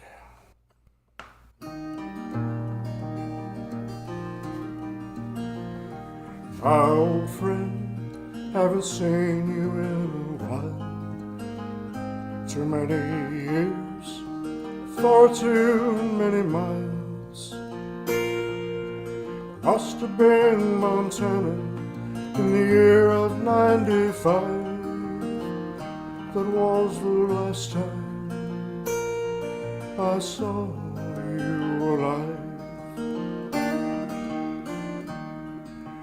Hope your road was straight, I hope your road was smooth. Hope you had someone by your side to help you through. Hope your thoughts were filled with sweet memories of slow winding rivers like sparkling skies.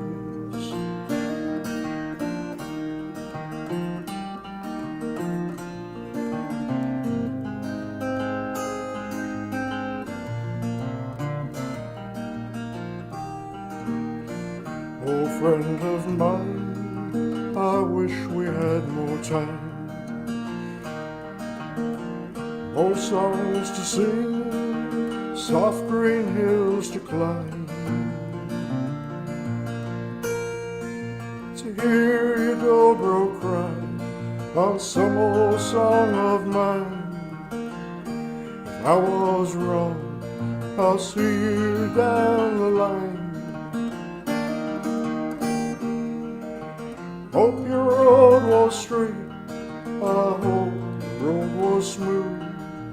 I hope you had someone by your side to help you through. Hope your thoughts were filled with sweet memories of slow winding rivers like sparkling skies.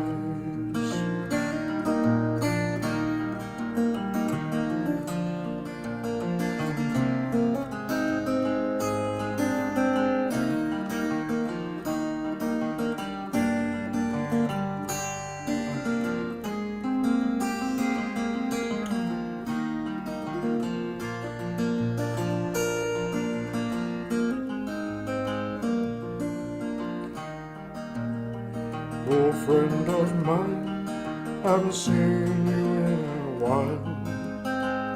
Too many years, far too many miles.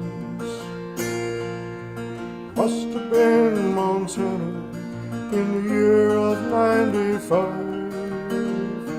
It was the last time I saw you alive. Hope your road was straight, I hope your road was smooth. Hope you had someone by your side to help you through. Hope your thoughts were filled with sweet memories. Snowing rivers like sparkling skies. Old friend of mine, haven't seen you in a while.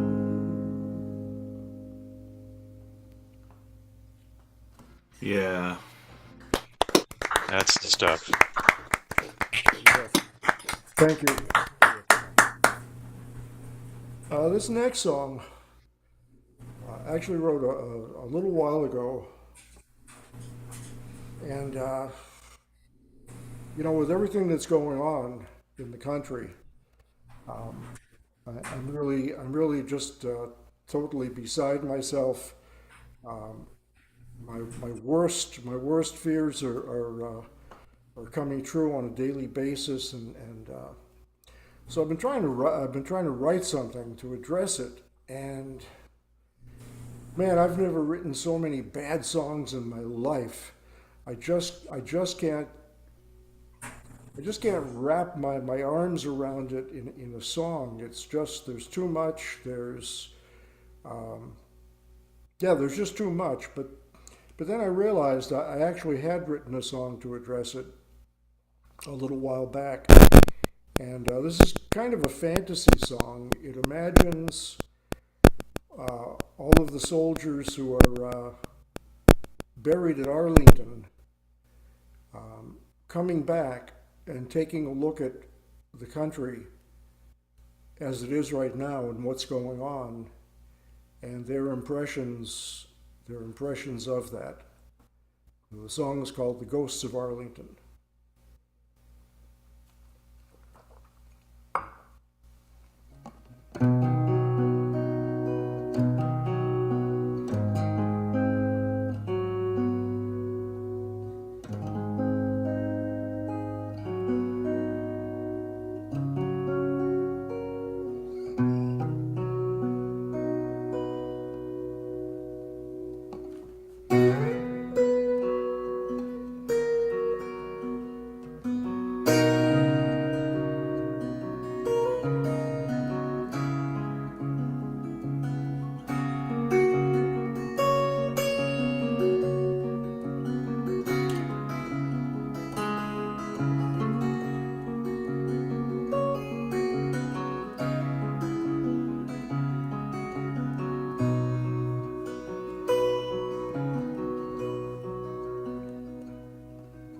They rode out with the dawning,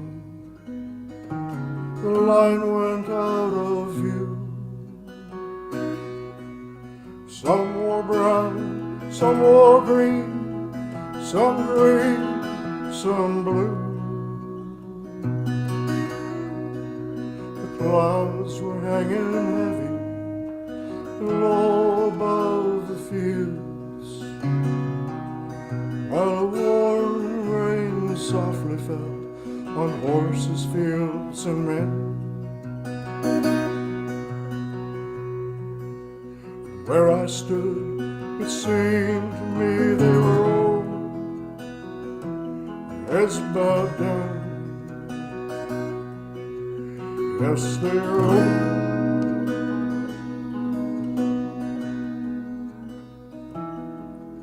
with heads bowed down. These proud and valiant men are riding.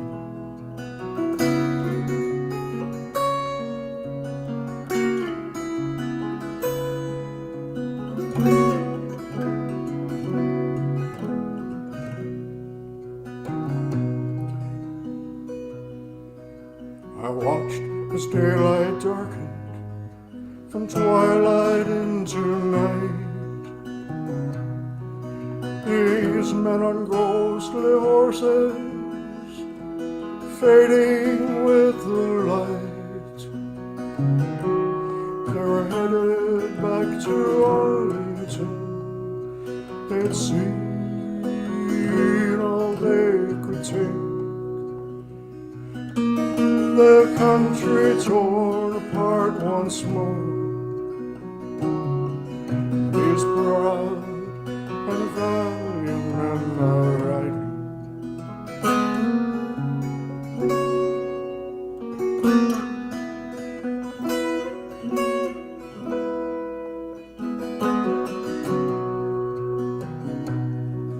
I saw my forefathers riding next to yours. I wondered, were they wondering what the sacrifice was for? Was it worth the price they paid? Was it worth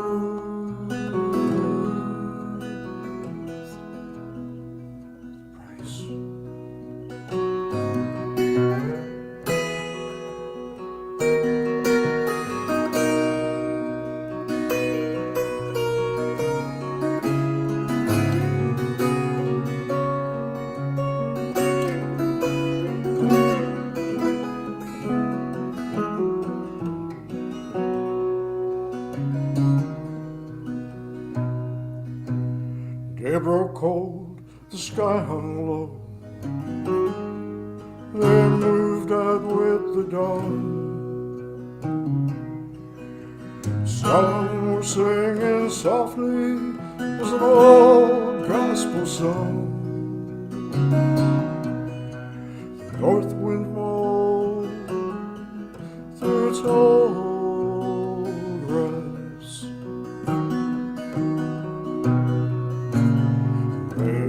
Turned to snow on these ghosts of valiant men now riding.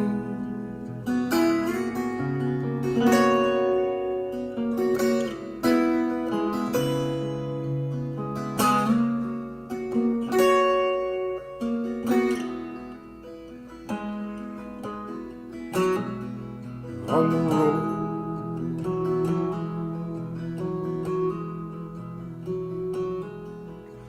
that leads to Arlington.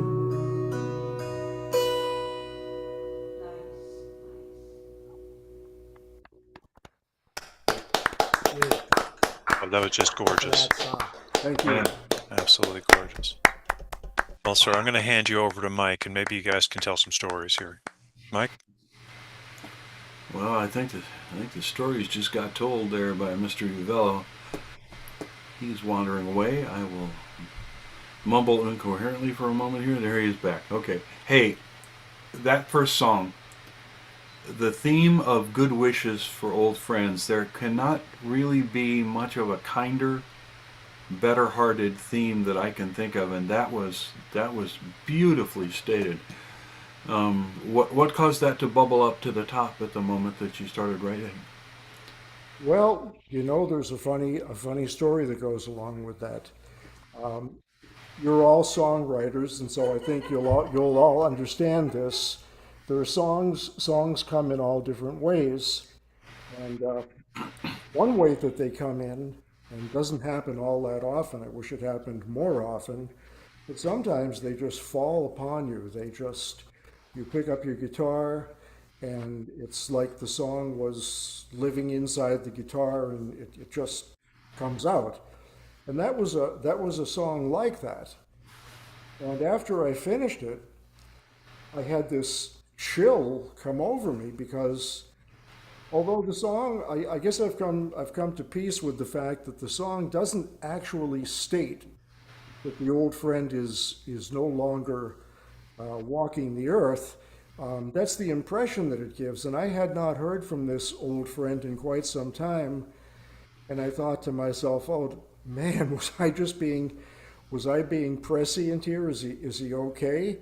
And so I called him, and when he picked up the phone, I just totally unconsciously, spontaneously said to him, "You're alive."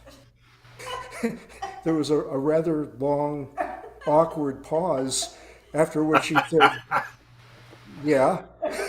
Yeah. And then I explained to him. So, All right. Yeah. And the other thing about that song, there are those of us who play in this open mic, the general open mic environment all through the country that Dave's idea is servicing, who are preservationists, both by means of playing older songs, but also people who write within the older standards of how a song should be and how complete it should be and stuff like that. And one of the things that in that I hear, I notice a lot, is when I have something like that song you just did, where good old-fashioned alternating thumb finger picking is just, made much of by the performer. Very, very beautifully done, beautifully stated. So fine finger picking there, Bob. That was some good stuff, man, in that first song. Second song, Worst Fears, Bad Songs. You know what? It's funny. I went and I looked at my little folder that's labeled crap, and in it there, and I looked at the dates on the things, and my gosh, a lot of them sure seem to have come since about the 20th of January. So I am totally hip to that. You're injured by what the world has flung at you. But I love your song. That's older than that, right? The Ghosts of well, Arlington. you can find significance or not in the date that it was written. I believe it was written in 2016. So there is some synergy there with, yeah. Yeah. Okay. Got it. But that whole idea, the notion of the Ghosts of the Vets coming up. I mean, your song is much more wonderful than how that would be in a movie. In a movie, they would get up out of Arlington and march on the White House and eat all the brains of everybody and that kind of thing. But your song is much better than that movie kind of a notion. And I think those dead would be honored by that song. I really do. That'd be the greatest compliment of all. Yeah. All right, Bob, we will no doubt see you again fairly soon, I hope. And I'm going to turn you back over to Chris Steele.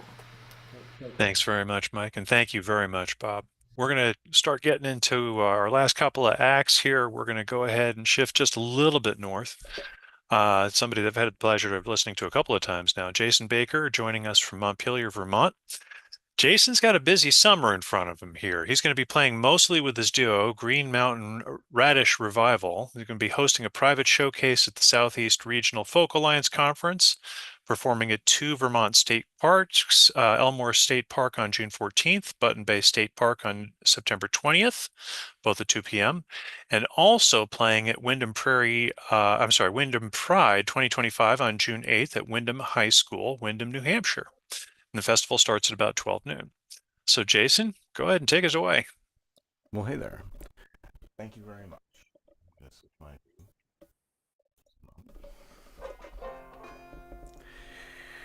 So I had planned to play heritage songs for this time around, but the events of the past week, a very special person passed away. A songwriter named Jill Sobule passed away several days ago in a house fire in Minneapolis. She was on tour, and it was a very horrible and unpleasant thing that happened. Jill is a wonderful songwriter, and she also hosted coaching online, and I was privileged to be able to take some online coaching with her. So I want to play a couple songs that wouldn't exist without Jill Sobule. So this is dedicated to Jill Sobule. This first song, actually, she inspired me to write because I wanted to commemorate someone else who passed away. This is a woman who wouldn't take her flag down from her business, her rainbow flag, and got shot and killed for it. Her name was Lori Carlton. So this is the ballad of Lori Carlton, dedicated to Jill Sobel. And I use a heritage song for the melody, so it sort of vaguely counts as what I was originally. I don't know, whatever.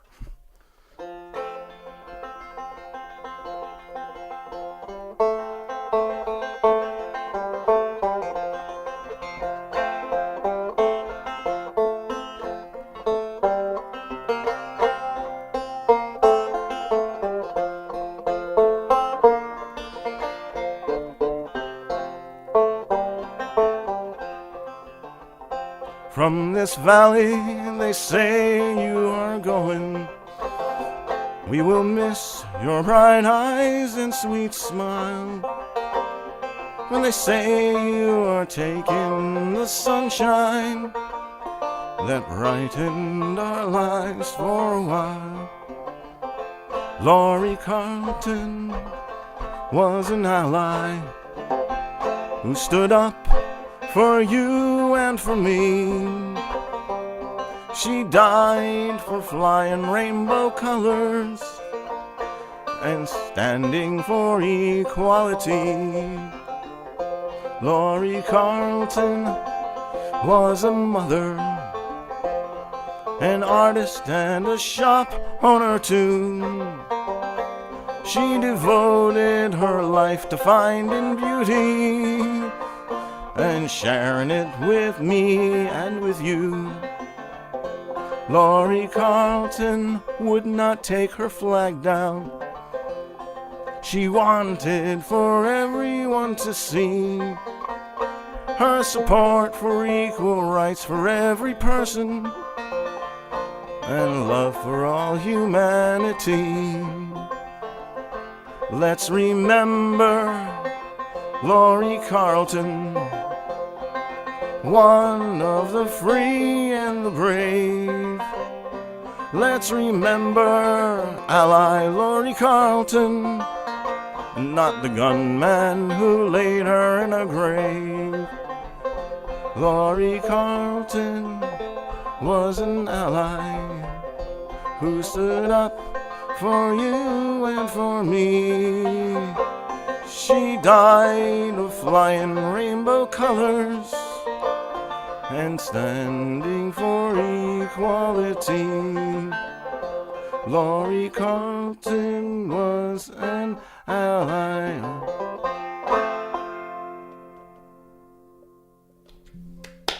Thank you for that song. And let's remember Lori Carlton, and let's also remember Jill Sobel. And this is another song that wouldn't exist without Jill. I'm going to double check the tuning, guys. You can see that I'm playing a banjo, so the tuning can be a dangerous experience for all of us. I once bought a book about it, how to tune a banjo. Turned out the subtitle was A Complete Work of Fiction. I didn't quite get the title when I was in the store, oh well. So this is a song that wouldn't exist without Jill Sobel either. Shut down the system now. Shut down the system now. Raise up your fists. Show you can resist them. Shut down the system now. The money I am paid is buying less and less each day. Shut down the system now. I stay 'cause I'm afraid that the job will go away. Shut down the system now. Inflation's running high, but so are corporate profits too. Shut down the system now. But they're so tight that not a drop will trickle down to you. Oh no, shut down the system now. Shut down the system now. Shut down the system now. Raise up your fists, show you can resist them. Shut down the system now. I tried to save for my retirement with a 401k. Shut down the system now. Wall Street will destroy its value in a single day. Shut down the system now. Why, it's wearing me right down in my body and my soul. Shut down the system now. How am I supposed to live a life that's not in my control? Shut down the system now. Shut down the system now. Shut down the system now. Raise up your fists, show you can resist them. Shut down the system now. Now I've been disconnected from my friends and family. Shut down the system now. Feeling like an alien in my own community. Shut down the system now. I'm tired of being a slave to the almighty dollar. Shut down the system now. Until it fills my pockets and my soul, I'm gonna holler. Shut down the system now. Shut down the system now. Shut down the system now. Raise up your fist, show you can resist them. Shut down the system now. Shut down the system now. Shut down the system now. Raise up your fists and show you can resist them. Shut down the system now.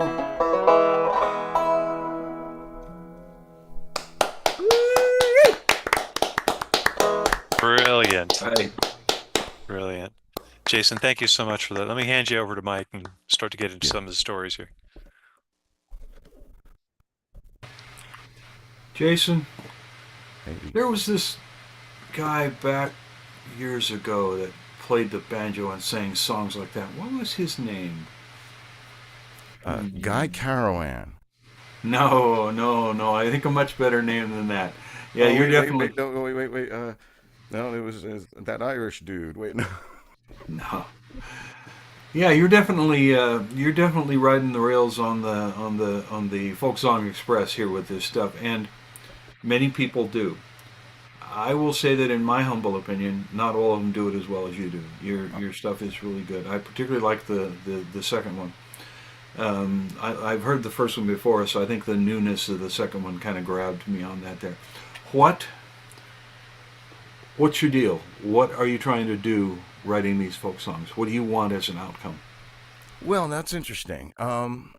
Different songs have, we all want to, the song that can change the world. Well, that's a lot to ask of a song. So you got to give songs, social justice songs, their due for what they can do. And sometimes you want a song that's going to change hearts and minds. And sometimes you want a song that everyone can sing along and feel some solidarity.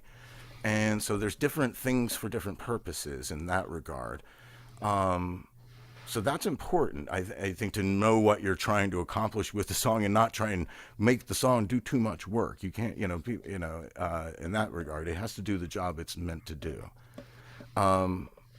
These songs, so these were just trying to be, in a sense, that's, you want to customize what you're doing, but I think I'm just trying to refill, in the sense of why folky melodies and why folk traditional things. I think I'm trying to this is going around. My mentor is a man named Ric Page. He taught me this, and in fact, as you alluded to, I learned this is a long neck banjo invented by Pete Seeger, and I learned the Pete Seeger style of long neck banjo playing specifically with a grant from Vermont Folklife from a man named Ric Page. And Rick had a lot of mentors, including Pete and including Utah Phillips. And Utah had a lot of interesting things to say about folk music, but one of them was his concept of the well of tradition, that there was this well of songs in this, and that we drew from it, and that sometimes the songs spilled out, and we lost songs. But if you're going to write songs, that you should try and think about writing songs that can go back into the well of tradition, so that songs that everybody can share, other people can sing, and that sort of thing. And I think that's steered a bit of my writing somewhat. In the case of these two songs, they both came from an online class with Jill Sobule, and which is why I played them tonight. Well, I'll tell you what, you answered all my questions beautifully. Yeah, in the case of Jill, so Jill, I just want to take a minute to talk about Jill. I don't know if you guys knew her. She did. I mean, she was a bi-coastal sort of person, so she was all over the place. But she was an amazing songwriter. And really, as a song coach, she had a wonderful knack. She did have things to add, but she rarely added things unless she felt she had to or suggested. She had good suggestions, I'll just say. But she mostly was a great cheerleader. And of a cheerleader of ideas and creativity, and I think that's where that came from. I mentioned that I was, struggling trying to write a song about this, about Lori Carlton, about the woman that died because she wouldn't take down her rainbow flag, and she said, and I said, oh, I was trying to come up with a melody, and then it turned out to be this old folk melody. And she goes, use it. Is it old enough that it's not copyrighted? Do it. And I was like, duh, okay. So that was the first thing. And then her last, then one of the last things she said in that class was that first, and this is just the first session, go write all right, the second assignment, if you don't want to do the first one, write the ballad. So she took that as like, hey, everybody, write a ballad of somebody. And then she said, second assignment, write the most over-the-top protest song you can. And so I did both. And that was, she was just a really good cheerleader for that. So those songs wouldn't exist without her. And I'm really sad that we lost her. She was only 66. It was a tragic accident. And I just wanted to take a moment to show her some respect. And I hope that folks, if you haven't heard her music, you should go check it out. She's got some amazing songs that shouldn't die. They should be going to the well of tradition. She was quite a songwriter. Yeah. Well, thank you very much for bringing her and your other people to our attention. Keep doing it. We will see you next time on Open Mic America. All right. You ready, Chris? I'm ready. Mike, thank you. And Jason, it was beautiful, as always. And definitely things are going to be staying with us for a while. We've got one more performer for you this evening, and I'm really looking forward to listening to this. We listened to a little bit of Stuart during sound check here, so I'm actually looking forward to the rest of the package here. Stuart Campbell is joining us from Vancouver, Washington, and Stuart plays with the Artichoke Music, community music, and is in a band called the Side Notes. So, Stuart, if you would, please go ahead and take us on out.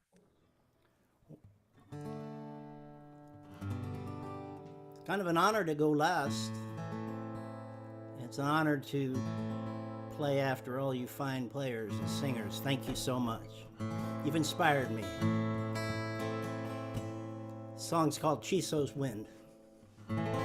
I see my younger face right now across that sea of time. My skin is tan, my eyes are free of all these crooked lines. I'm standing on a canyon ridge high above the river's edge, where the Chiso's wind is blowing. I've been walking interlinked with sand for hours and hours, following a puma trail. He's so graceful, full of power. I could be lost, or I might just know about right where I am. And the Chiso's wind is blowing. The Chiso people left their bodies right here where I stand. You can feel them in the breeze that's filled with dust and blowing sand. I'm a visitor here in this timeless place on the trail of the King of Beasts. And that Chiso's wind keeps blowing.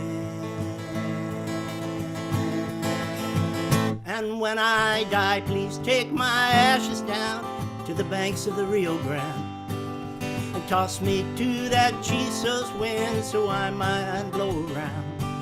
I'll rise up red and violent, then I'll settle down to rest. The rest will not come easy, because the Chiso's wind will be blowing.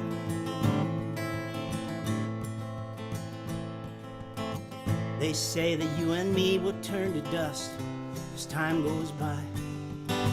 I hope that we can meet once more in the land of the desert skies. I thank you for the memories, and I know I'm not done yet. As long as that Jesus wind is blowing. And when I die, please take my ashes down to the banks of the Rio Grande and toss me to that Jesus wind where I might go around. I'll rise up red and violent, then I'll settle down to rest. The rest will not come easy, because the Jesus wind will be blowing.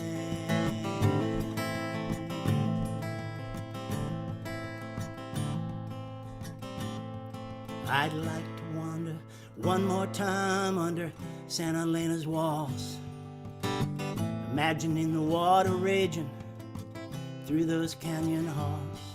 I've come full circle looking for a place to take my rest, where the Jesus wind is blowing.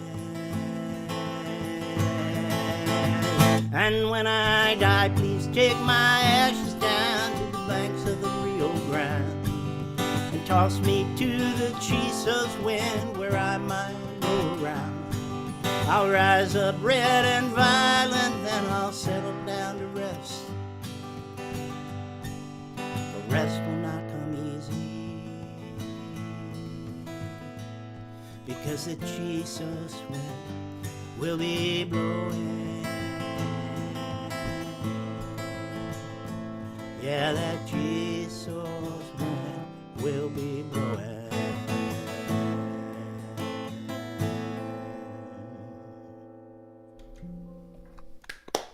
Yes. Absolutely. Thank you. That was actually a song assignment to go back and see your younger self out there and what you'd say to him. But it came back to that one location in life, the Chisos Mountains. Been a lot of troubadours on the show tonight, a lot of folks reaching out to send a message. That's what this song is. And I too have a hard time going down that dark road. No reason to. You're just like them if you do that. Gotta stay positive, gotta be hopeful. You can mention what's going on and you can talk about it, but you gotta give people hope.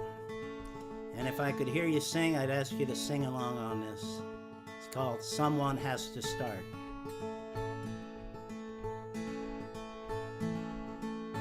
I've got wounds, scars will not heal, a broken heart that taught me not to feel. So I hide away, speaking out is hardly worth the risk. I feel sad that it's really come to this. Oh, it's really come to this. So who am I waiting for? Dawn is rising, time to open up the door. Something's happening all across my land. When I wake up, think I'll lend a hand. Once we all join in, it will begin the turning of the world for everyone again. 'Cause here we are on a little ball, floating round a little star. Someone has to start. La la la la la la la. So much hate out there. Who can carry such contempt? You can't hide away, have to face it in the end. If there has to be tears, let them be tears of gladness. I'll do my part to fight against this madness. But I'm not alone. We stand together side by side, pushing back against this vicious tide. And once we all join in, it will begin the turning of the world for everyone again. 'Cause here we are on a little ball, floating round a little star.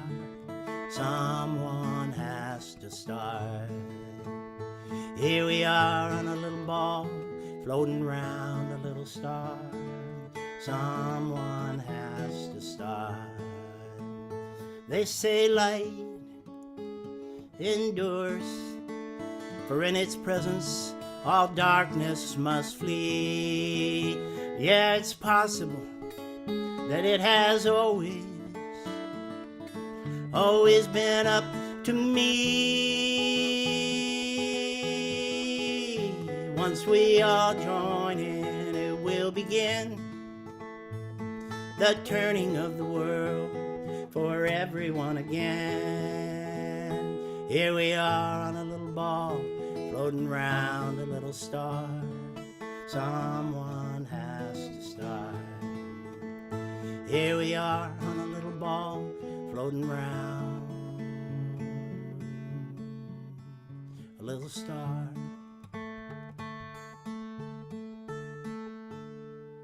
Someone has to start.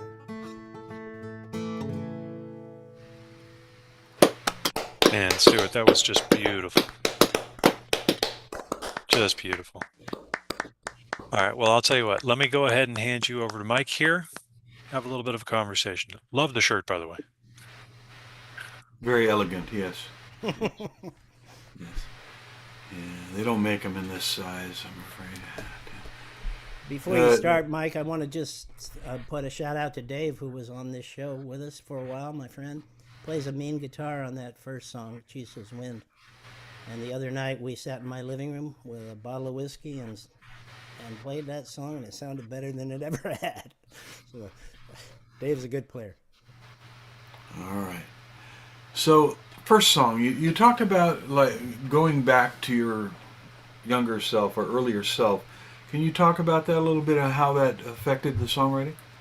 Yeah, I can actually see my face, because I've got pictures of myself on the wall from those days, and how strong I was and how good I felt out there in the desert. I felt alive, and I felt like I could handle anything, even the lion. Let the lion come and get me, you know, like Coburn. Where have all the lions gone? Well, I was following a lion's trail, and I felt strong and powerful. And so when I went back there, it gave me that feeling again in my mind. So that's really what it's about. Okay, cool. Yeah, that centers the song up for you very nicely.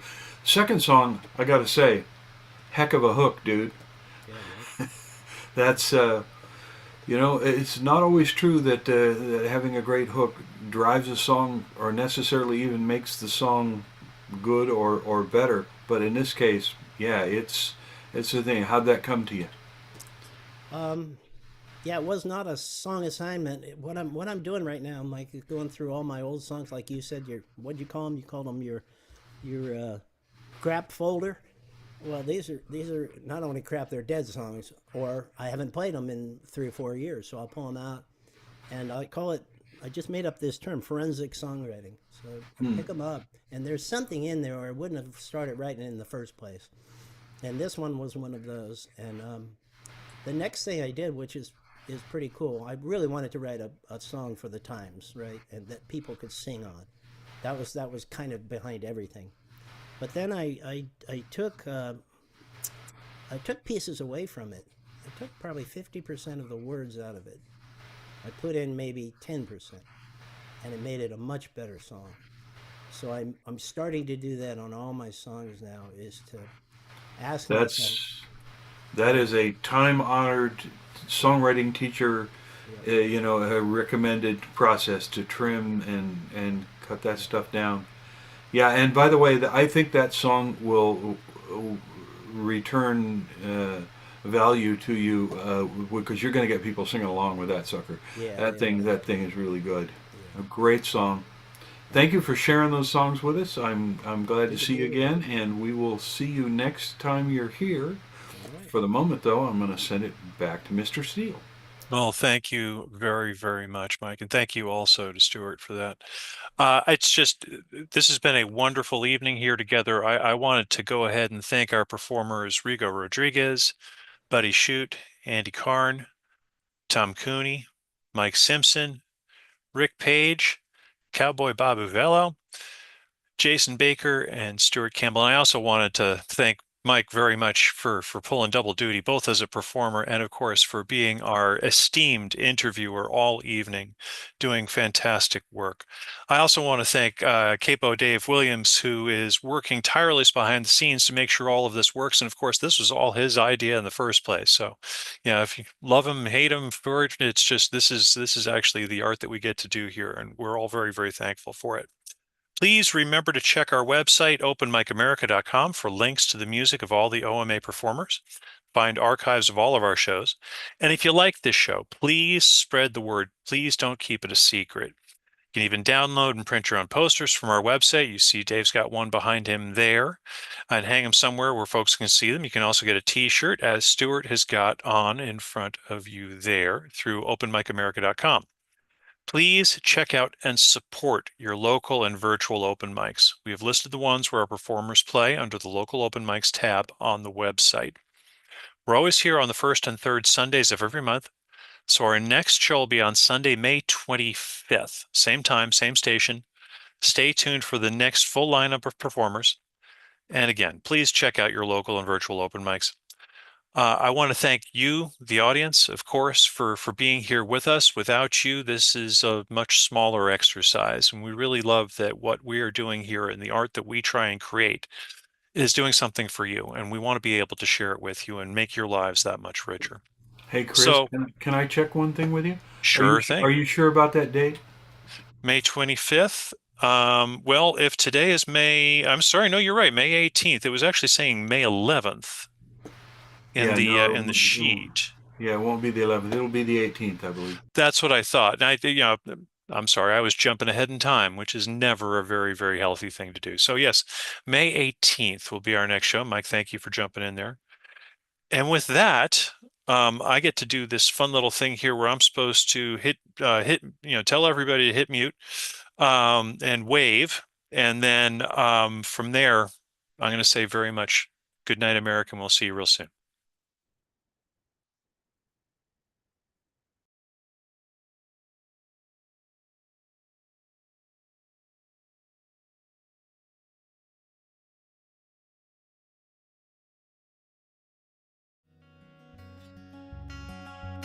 If you meet me at the corner of Russell and Albina, just about a block from Mississippi Avenue, I'll take you to a house where they hang carpets on the wall. And if we go there on a Sunday, there's a song I'll take you through.